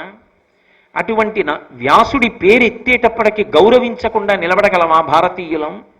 అంతటి మహితాత్ముడు వ్యాసుడు. అటువంటి వ్యాసుడు మళ్ళీ స్త్రీ పర్వంలో కనపడతాడు. మళ్ళీ స్త్రీ పర్వంలో ఎక్కడ కనపడతాడు అంటే ఆ కురుక్షేత్ర సంగ్రామ భూమి యందు దుర్యోధనుడితో సహా అందరూ మడిసిపోయారు. అందరూ పడిపోయిన తరువాత ధృతరాష్ట్రుడు అప్పుడు ఏడుపు మొదలెట్టాడు. సంజయుడు ఒక మాట చెప్పాడు, దుర్యోధనుడు ఏమైనా బ్రతుకుతాడేమోనన్న మిణుకుమన్న ఆశతో కదు వింటున్నాడు యుద్ధం. ఇక దుర్యోధనుడే మరణించాడన్న తర్వాత వినడానికి అసలు శ్రోతకి ఉత్సాహం ఏముంటుంది ధృతరాష్ట్రుడికి. అందుకే దుర్యోధన మరణం చెప్పి సంజయుడు అన్నాడు, ఇక పైన నేనేమీ చెప్పదలుచుకోలేదు, నీకు చాలు ఇక్కడ వరకు అని చెప్పాడు. కానీ భారత రచన చేస్తానన్న వ్యాసుడి వలన మనకు మిగిలిన భారతం అందింది. కాబట్టి ఆ ధృతరాష్ట్రుడు బాధపడుతున్నాడు. ధృతరాష్ట్రుడు పెనువేప విత్తే, చాలా చాలా మౌఢ్యం ఉన్నవాడే. అయినా 9 కొడుకులు మరణించారు, అల్లుడు మరణించాడు, ఏకాకి అయి నిస్సహాయుడై మిగిలిపోయాడు. అటువంటప్పుడు ఊరట పొందేటట్టుగా మాట్లాడడం నా వైపు నుంచి ధర్మం. జరగవలసిన శాస్తి జరిగిందని నేను ఊరుకోకూడదు. కాబట్టి నేను శాంతి కల్పిస్తానని మహానుభావుడు వ్యాసుడు బయలుదేరాడు. వ్యాసుడిని మీరు పరిశీలిస్తే అభిమన్యుడు చనిపోయినప్పుడు ధర్మరాజు దగ్గరికి వెళ్ళాడు, కొడుకులు చచ్చిపోయినప్పుడు ధృతరాష్ట్రుడి దగ్గరికి వెళ్ళాడు, భీష్ముడు చనిపోయినప్పుడు గంగ దగ్గరికి వెళ్ళాడు, కష్టాలలో ఉన్నప్పుడు పాండవుల దగ్గరికి వెళ్ళాడు. అలాగే పాండురాజు మరణించినప్పుడు తల్లి సత్యవతీదేవిని ఓదార్చాడు. 1కి 10 మాటలు ఎక్కడ ఏ కుటుంబమైనా కష్టంలో ఉంది అంటే ముందు వెడుతుంటాడు వ్యాసుడు. అంటే వ్యాసుడి జీవితాన్ని పరిశీలనం చేసినప్పుడు మనం నేర్చుకోవలసిన మొట్టమొదటి లక్షణం ఏది అంటే, ఒకరు కష్టంలో ఉన్నప్పుడు వెళ్ళి ఓదార్చడానికి మాత్రం వెనకంజ వేయవద్దు. కాబట్టి ధృతరాష్ట్రుడి దగ్గరికి వెళ్ళి ఒక మాట చెప్పాడు, నీవు ధర్మభంగి నిరుగనేర్తు నీతి కౌశలం బావహిల్లు నీదు మనంబునందు కాన నేను శౌకావిలత్వముడు పబూని అరుగుదించితిన్ సుత భావజనిత దుఃఖ వార్ధిపార మెయుదు పుత్రక. కొడుకుని పిలిచి అన్నాడు, ఓ ధృతరాష్ట్ర మహారాజా, నీకు ధర్మం అంటే ఏమిటో బాగా తెలుసు, ధర్మ సంబంధమైనటువంటి కౌశలము కూడా నీ యందు ప్రవర్తిల్లింది, నీకు బాగా తెలుసు. అయినా కూడా కొడుకులు పోయారు కొడుకులు పోయారు కొడుకులు పోయారు అని ఏడుస్తున్నావు. ఈ దుఃఖం అంతా ఎక్కడి నుంచి వచ్చింది? ఒక భావము నుండి వచ్చింది. ఇది అంత తేలిక మాట కాదు సుమండి. మీరు గమనించండి, ఒకడు ఏదో పోయిందని ఏడుస్తున్నాడు, చాలా విలువైన వస్తువు మెడలో వేసుకున్నాడు, కష్టపడి 30 ఏళ్ళు సంపాదించి దాచి దాచి ఏదో హారం కొనుక్కుని మెడలో వేసుకున్నాడు. లేకపోతే అంతవరకు ఎందుకు, హారం వరకు ఎందుకు, ఉపనయనంలో భిక్ష కింద మాతృభిక్ష కింద వాళ్ళ అమ్మగారు ఇచ్చిన ఉంగరం, అది ఆయన వదలడం. అమ్మగారు భిక్షలో ఇచ్చిన ఉంగరం ఆనాటి నుంచి ఆయన శరీరం కట్టెల మీదకి వెళ్ళిపోయే వరకు అది అలాగే ధరించి ఉండాలనుకున్నాడు, అలాగే పెట్టుకుంటాడు. ఆ ఉంగరం జారి పడిపోయింది, ఆ ఉంగరం కనపడలేదు, ఏడుస్తుంటాడా? అమ్మ గుర్తొచ్చింది, ఉపనయనం గుర్తొచ్చింది, నాన్నగారు చేసిన మంత్రోపదేశం గుర్తొచ్చింది, అయ్యో ఆ ఉంగరం పడిపోయింది అని వెతుక్కుంటున్నాడు. చాలా బాధలో ఉన్నాడు. ఇంత బాధలో ఉండగా ఏదో పెద్ద చప్పుడు వినపడింది. ఏమిటి ఇంత పెద్ద చప్పుడు వినపడిందని అటుగా చూశాడు. చూసేటప్పటికీ సాధారణంగా జనం మధ్యలో ఎప్పుడూ కనపడనటువంటి ఒక ప్రముఖ చలనచిత్ర నటుడు అలా వెడుతున్నాడు, జనం వెంటపడుతున్నారు. ఒక్కసారి ఆయన అటు చూసి ఇదేంటి ఈయన ఇక్కడికి వచ్చాడు అని చెప్పి అలా చూసి ఒక్క క్షణం ఆగాడు. మనసు ఎప్పుడైతే ఇది వదిలేది పట్టుకుందో ఇతను ఏడుపు మర్చిపోతాడు. మనసు లగ్నమైతే ఏడుపు, మనసు లగ్నం కాకపోతే మళ్ళీ గుర్తొస్తుంది, ఇదేమిటి అది చూస్తూ ఊరుకున్నాను, నా ఉంగరం పోయింది, మళ్ళీ ఏడుపు మొదలు. ఎంత పెద్ద మాట మాడుతున్నాడో చూడండి వ్యాసుడు. భావజనిత దుఃఖము, కొడుకులు పోయారో కొడుకులు పోయారో కొడుకులు పోయారో ఇదే ఆలోచిస్తున్నావు, అందుకు ఏడుస్తున్నావు. కాదయ్యా, పోనివాడెవడున్నాడు? వెళ్ళిపోయేవాళ్ళు వెళ్ళిపోతారు. ఒక్కొక్కసారి పండు రాలిపోతుంది, ఒక్కొక్కసారి పిందె రాలిపోతుంది. పిందె రాలిపోవడమే భగవంతుడి యొక్క నిర్ణయం అయితే పిందె రాలిపోవుగాక, పండు రాలిపోవడం భగవంతుడి నిర్ణయం అయితే పండు రాలిపోవుగాక. నాకు కావలసింది భగవంతుడి యొక్క నిర్ణయాన్ని ఔదలదాల్చడం వినా ఇంకొకటి కాదు. కాబట్టి పిందె రాలినా పండు రాలినా సమానంగానే తీసుకుని నిలబడతాను. రాలడం దాని ధర్మం కనుక, రాల్చేవాడు వేరొకడు కనుక, రాల్చకుండా ఆపగలిగిన శక్తి నాకు లేదు కనుక నేను ఆ భగవంతుణ్ణి నమ్మి నిలబడతాను. తొందరగా బయటికి వచ్చి నిలబడగలగాలి. అది అవసరం సుమా. ఎంత గొప్పగా మాట్లాడుతున్నాడండి వ్యాసుడు. అది ఒకరికేమీ జీవితంలో ఏమో ఎప్పుడు ఎవరికి ఏ సందర్భం ఏర్పడుతుందో ఎవరైనా తెలుసుకొని జాగ్రత్త పడవలసిందే కాదా. రోజులన్నీ ఒక్కలా ఉండవుగా. కాబట్టి ఎంత గొప్పగా లోకానికి పనికొచ్చేటట్టు మాట్లాడుతున్నాడు వ్యాసుడు అని. భూతములు అనిత్యములు నీవి తెరివెప్పుడును విందువు, అహీన ధృతిన్ నీ చేతోగతి నలవరుపుము, భూతా నిత్యత్వమదియ పుచ్చును వగలన్. నీకెందుకు ఏడుస్తున్నావు? ఎందుకు ఏడుపు వచ్చింది? నీ పిల్లలు పోయారని. పోకుండా ఉండిపోయింది ఏదైనా ఉందా అని ఆలోచించడం మొదలుపెట్టు. ఏదీ లేదుగా, అన్నీ పోయాయిగా. కానీ ఒక్కొక్కటి పోవడానికి ఒక్కొక్క కారణం ఉంటుందంతే. 1,00,00,000 మంది వైద్యులు కూడి వచ్చినా కానీ మరణమయ్యడి వ్యాధి మాన్పలేరు. ఏదో కారణం, నింద లేకుండా బొందిపోకూడదు కాబట్టి ఏదో ఓ కారణం చెప్పాలి. ఆ కారణం లేకపోతే డెత్ సర్టిఫికెట్ ఇవ్వడానికి ఉండదు, డెత్ సర్టిఫికెట్ లేకపోతే లీగల్ హెయిర్ సర్టిఫికెట్ లేదు, లీగల్ హెయిర్ సర్టిఫికెట్ లేకపోతే ఆయన పేరు మీద ఉన్నవి వాడుకోవడానికి లేదు. అందుకనో కారణం ఉండాలి తప్ప అసలు పోకుండా మాత్రం ఏ కారణం లేకుండా పోయిన వాడు ఉంటాడా? ఉండడు. వైద్యుడికి తెలుస్తుంది ఏ కారణానికో పోయాడు. ఏ కారణం లేకపోతే గుండె అయిపోయింది. ఎందుకు అయిపోయిందో ఆయనకి తెలియాలి తప్ప ఎవరికి తెలుస్తుంది? ఆగిపోయిన వాడికి తెలియదు, ఆగిపోయిందని తెలుసున్న వాడికి తెలియదు, తెలుసుకున్న వాడికి తెలియదు. అది విచిత్రం. ఒక్కొక్కసారి ఎందుకు అయిపోయింది అంటే ఎందుకు అయిపోయిందంటే నేనేం చెప్పనండి అంటాడు. కాబట్టి లోకంలో ఏది ఉండిపోయిందని ఆలోచించవయ్యా. అప్పుడు వీళ్ళు పోయారన్న బెంగ నీకు తగ్గుతుంది. సమస్యకి విరుగుడు ఎంత బాగా చెప్తాడో చూడండి. అది అందరూ చెప్పలేరు సుమండి. అసలు ఏ శోకమునందున్న వాడినైనా శోకము నుంచి బయటికి తీసి స్వస్థత కల్పించి నిలబెడితే తర్వాత వాడు తన కర్తవ్యం తాను చేసుకుంటాడు. అలా మాట్లాడాలంటే శాస్త్ర ప్రావీణ్యం ఉండాలి. మాట్లాడేటప్పుడు యువతల వాడికి చీకాకు కలగకూడదు. నీకేం చెప్తావు వేదాంతం అనేటట్టు ఉండకూడదు. అందంగా ఉండాలి. ఎంత బాగా మాట్లాడతాడో అది ఆ ఒక్క వ్యక్తికి అన్వయం కాకూడదు, తర్వాత లోకంలో ఎవరికైనా అన్వయం కావాలి. అయితే అది భారతం ఎందుకు అవుతుంది? ఇన్నేళ్ళైపోయినా 2016 సంవత్సరంలో కూడా కూర్చుని ఇంత మండుటెండలు కాస్తున్నా భారతం గురించి చెప్తానంటే ఇన్ని 100 మంది వచ్చి కూర్చుని ఇంత ఇరుగ్గా వినవలసిన అవసరమేముంది? అది దేశకాలములకు సంబంధం లేకుండా నిలబడగలిగింది కావాలి, అలా మాట్లాడగలగాలి. అది వ్యాస ప్రజ్ఞ. కాబట్టి నీకు ఇంకొక విషయం చెప్తాను, జాగ్రత్తగా విను. అన్నీ నీ చేతిలోనే ఉన్నట్టు, నువ్వే కొడుకుల్లిగా నీసినట్టు, వాళ్ళేదో యుద్ధానికి వెళ్ళిపోయినట్టు, నీ మాట విననట్టు, నీ తమ్ముడి పిల్లలకి బలం ఎక్కువైపోయినట్టు, వాళ్ళు చంపేసినట్టు, నువ్వు పనికి మాలిన వాడివి అయిపోయినట్టు ఏడుస్తున్నావు కదూ. నేను నీకు కూడా చెప్పనా? నాకు ఎక్కడికైనా వెళ్ళగలిగిన ప్రజ్ఞ ఉంది ధృతరాష్ట్ర మహారాజా. నాకని కాదు, వ్యాసుడికి. వ్యాసుడు ఎక్కడికైనా వెళ్ళగలడు. కాబట్టి నేను ఒక రోజున దేవసభకి వెళ్ళాను. అక్కడికి భూదేవి ఆర్తనాదం చేస్తూ వచ్చింది. నా మీద పాపుల సంఖ్య పెరిగిపోతోంది. పాపుల సంఖ్య అన్న మాటకు అర్థం ఏంటంటే శాస్త్రమును పాటించకుండా భోగం అనుభవించేవాళ్ళు. భగవంతుడు ఎలా బ్రతకమన్నాడో అలా బ్రతకకుండా జీవించేస్తుంటాడు వాడు. కానీ భూమి ఇచ్చినటువంటివన్నీ అనుభవిస్తాడు, భగవంతుడు ఇచ్చినవన్నీ అనుభవిస్తాడు. ఆయన ఇచ్చిన కళ్ళతో అన్నీ చూసి ఆనందిస్తాడు, ఆయన ఇచ్చిన నోటితో అన్ని తిని ఆనందిస్తాడు, ఆయన ఇచ్చిన ముక్కుతో వాసన చూసి ఆనందిస్తాడు, ఆయన ఇచ్చిన చర్మంతో ముట్టుకుని ఆనందిస్తాడు. ఆయన చెప్పిన మాట మాత్రం వినడం అది పాపం, అది భారం. భూమికి సంఖ్య భారం కాదు, బరువు భారం కాదు, భగవంతుడి మాట వినకపోవడం ఆవిడికి భారం. ఆ భారం తగ్గిస్తానని మీరు అన్నారు దేవతలారా, కానీ ఆ తర్వాత ఆ ప్రయత్నం చేసినట్టు కనపడలేదు. మీరెవరూ రాలేదు, వాళ్ళు అలాగే పెరిగిపోతున్నారు. మరి ఎలా అని అడిగితే శ్రీ మహావిష్ణువు భూదేవిని ఉద్దేశించి ఒక మాట చెప్పారు, వినుము. ధృతరాష్ట్రుడను రాజు తనుజ శతము బడయు, దుర్యోధనుండు అనంబడు పరగు పెద్ద కొడుకు, నీ భారమంతయు నుడుపునతడు, తడయక ఎడునది వగదక్కుమబల. ఓ అబల, ఓ భూదేవి, నువ్వు భయాన్ని విడిచిపెట్టు, దుఃఖాన్ని విడిచిపెట్టు. ఎందుకంటే ధృతరాష్ట్రుడను రాజు తనుజ శతము బడయు. ధృతరాష్ట్రుడనేటటువంటి ఒక రాజుకి 100 కొడుకులు పుడతారు. దుర్యోధనుండనబరుగు పెద్ద కొడుకు, అందులో పెద్దవాడి పేరు దుర్యోధనుడు అని ఉంటుంది. నీ భారమంతయు నుడుపునతడు, వాడు నీ భారాన్ని తీసేస్తాడు. అదేమిటి ఆయన తీసేయడం ఏమిటి అంటే ఆయన శిబిరానికి అంతటికీ మధ్యలో ఉండే రాట అవుతాడు. ఆయన లాంటి వాళ్ళందరూ ఆయన చుట్టూ చేరుతారు. అందరూ చేరిపోయిన తర్వాత కృష్ణ పరమాత్మ పాండవుల్ని తీసుకొచ్చి నరనారాయణులు కలిపి చంపేస్తారు. వెతికి చంపక్కర్లేదు. ఎక్కడెక్కడ ఉన్న వాళ్ళని వీడు తీసుకొచ్చి వాళ్ళ దగ్గర పెట్టుకుని వీడు నాయకుడుగా నిలబడతాడు.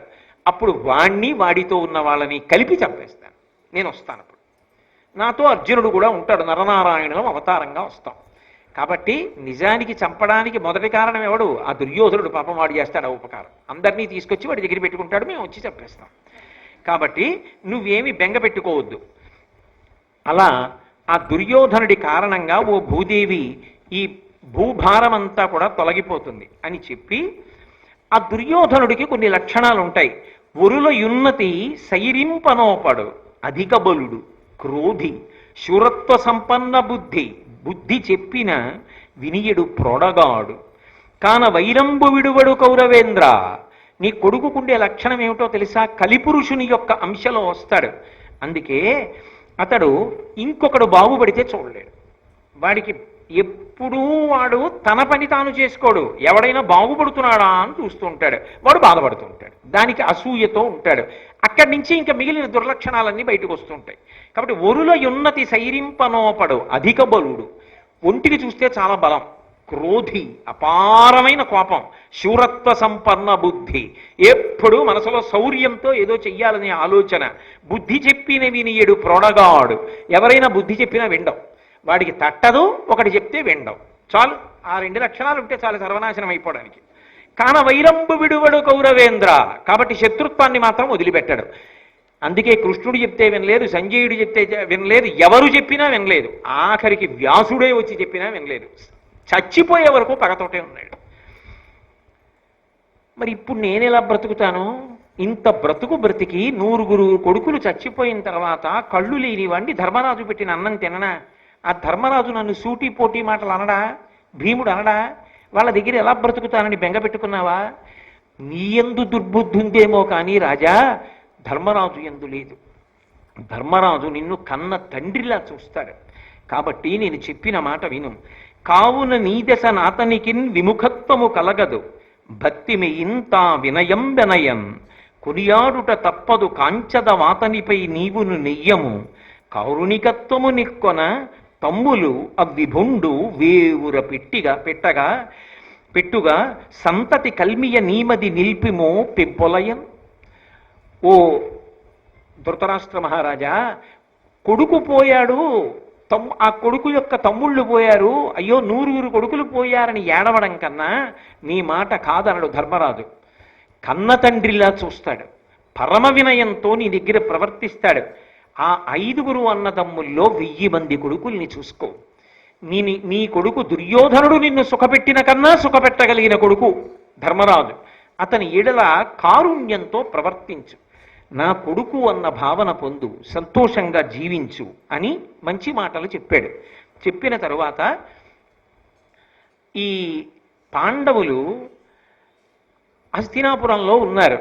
యుద్ధభూమికి వెళ్ళి ఒక్కసారి చూసొస్తానని చెప్పి ధృతరాష్ట్రుడు గాంధారి యుద్ధభూమికి బయలుదేరుతున్నారు. ఈ వార్త తెలిసి పాండవులు కుంతిదేవితో కలిసి గబగబా ఎదురొచ్చి ధృతరాష్ట్ర మహారాజుకి నమస్కారం చేశారు. రథం దిగాడు, ఒక ఉచితాసనం మీద కూర్చున్నాడు.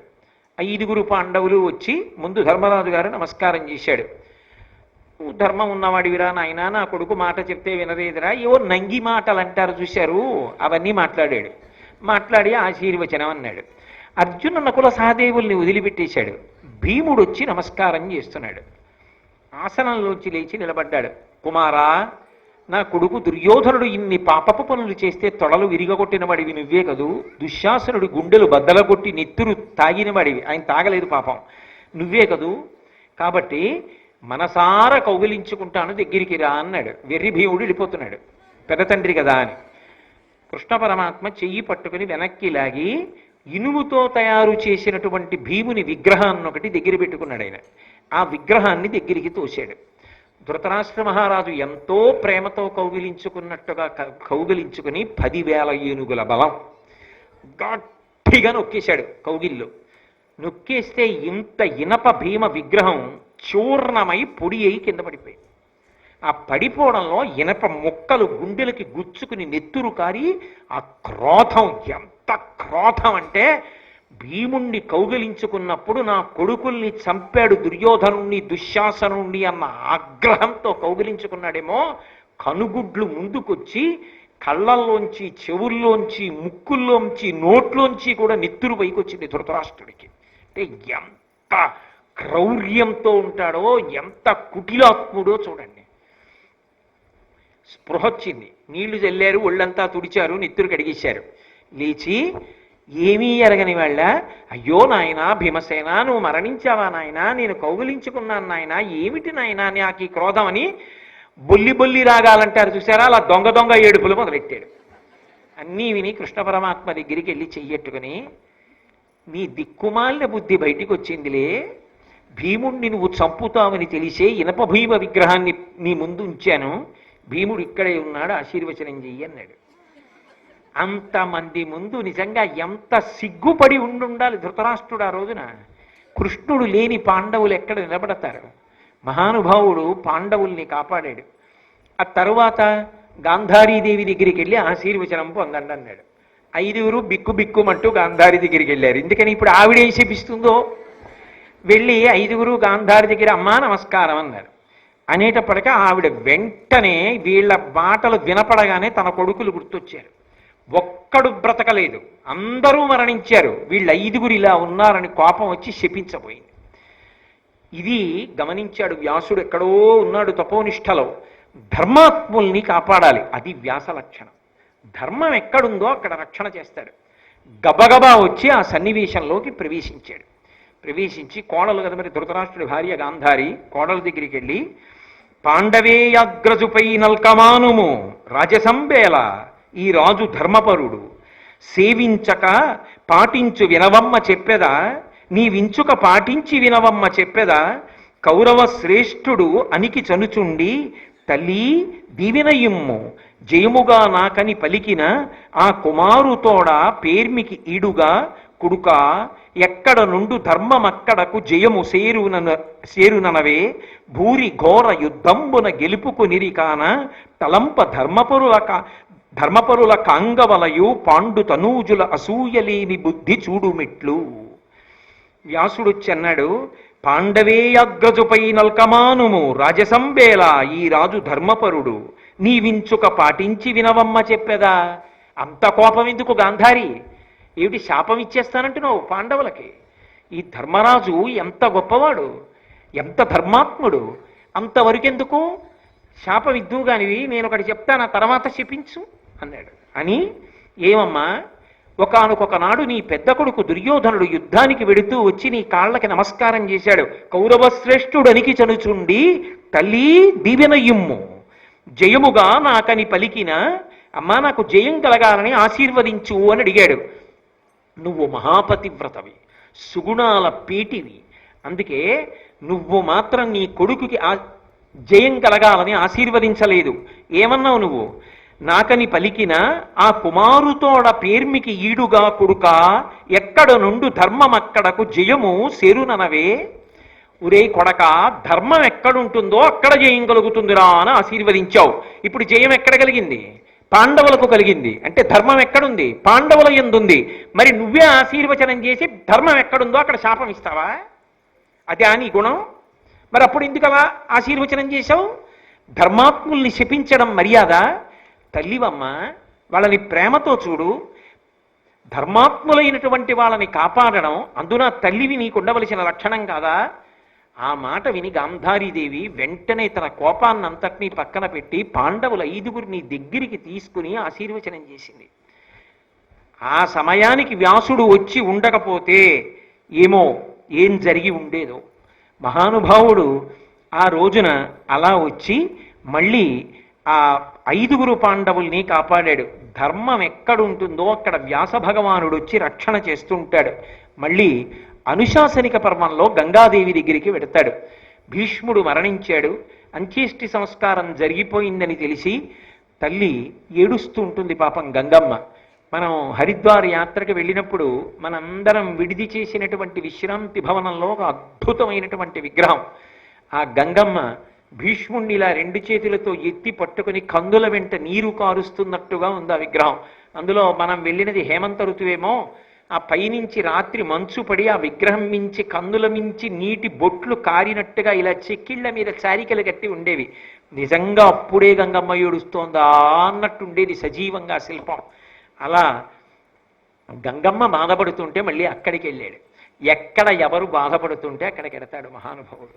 వెళ్ళి ఒక మాట చెప్పాడు, నీవు శోకంబు తక్కుము నీ సుతుండు పరమగతి నుండే శాప సంప్రాప్తి చేసి వసువు మర్త్యుడై వర్తించే అసదృశ ప్రభావుడాతడు వగపేల దేవి నీకు. అమ్మా, అతను మహానుభావుడమ్మా, వసువులలో ఒకడమ్మా, అపారమైనటువంటి ప్రభావంతో ఈ లోకం మీద ప్రవర్తించాడు. అటువంటి వాడు ఇవాళ అవతార పరిసమాప్తి చేసి మళ్ళీ వసువుల్లోకి వెళ్ళిపోయాడు. చిరస్మరణీయుడైనటువంటి కుమారుణ్ణి కన్నాను అని సంతోషించాలి తప్ప వెళ్ళిపోయాడని ఏడుస్తావు ఎందుకమ్మా అన్నాడు. అతని శిఖండియేలా అమరాధిపుడున్ సమయింపజాలునే అతడు నిజెచ్ఛ చేసి నరునంచిత దివ్య శరంబు లంక సంగతములు చేసి పాంపుగ సుఖస్థితి మృత్యువు మంచియుండి కీర్త్యతిశయమంది తా వలచినప్పుడు పోయే విషాదమీటికి. ఎవరైనా ఉన్నారా లోకంలో అటువంటి మహావీరులు?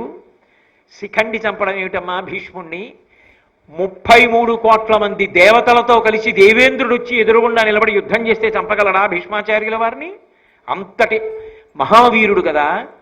కావాలని తాను ఇక శరీరం వదిలిపెట్టాలని నిర్ణయించుకొని స్వచ్ఛంద వరంగా ఉన్నవాడు కాబట్టి లోకోత్తర వీరుడై ఎవ్వరూ శయనించని రీతిలో అర్జునుడి యొక్క బాణములన్నీ వచ్చి శరీరానికి గుచ్చుకుంటే శరీరము డుళ్ళి రథంలోంచి కింద పడిపోతే శరతల్పగతుడై బాణముల చేత తయారు చేయబడిన మంచం మీద మహావీరుడై శయనించాడు తప్ప శయ్య మీద పడుకోలేదమ్మా. బాణములతో ఏర్పరచబడినటువంటి శయ్య ఒంటికి గుచ్చుకున్న బాణ పరంపరల మీద పడుకున్నాడు. పడుకుని మృత్యువు తనకి కావలసినప్పుడు రావాలటువంటి వరం పొందినవాడు కాబట్టి తాను ఎప్పుడు వదలాలనుకున్నాడో అప్పుడు వదిలిపెట్టాడు. అది కూడా ఆ కాలంలో కూడా ధర్మరాజు గారికి సమస్తమైనటువంటి ధర్మములను చెప్పాడు శాంతిపర్వంలో. శాంతిపర్వంలో అంపశయ్యాగతుడైన భీష్ముడి ద్వారా అన్ని ధర్మములను వెనక నుండి అందించి ఉపకారం చేసిన వాడు వ్యాసుడే. భీష్ముడు చెప్పింది భారత రూపంలో వ్యాసుడు కాదు మనకు అందించింది. అటువంటి ధన్యాత్ముడైన కొడుకుని కన్నావమ్మా, దేనికి బెంగ పెట్టుకుంటావు అని గంగమ్మని ఊరడించి మళ్ళీ ఆమె మనసుకి స్వాంతన కల్పించాడు. ఆ తరువాత ధర్మరాజు గారు, అయ్యో ఇంతమంది మరణించారే, నాకు సింహాసనం వచ్చిందే, కానీ ఏమని పరిపాలన చెయ్యను అని బెంగ పెట్టుకుంటూ ఉంటే తాను మళ్ళీ వచ్చి ధర్మరాజు గారు ఎలా ఊరట పొందాలో ఏ పని చెయ్యాలో తాను ఉద్బోధ చేసి అశ్వమేధయాగం చెయ్యమని, ధనం లేదంటే మార్గం చెప్పి వెంట వెళ్ళి అసలు పరమాద్భుతమైనటువంటి ఒక విషయాన్ని సాధించి చూపించి నిరూపిస్తాడు. అసలు వ్యాసుడు తక్క అన్యులు ఇది చెయ్యగలరా అనిపిస్తుంది.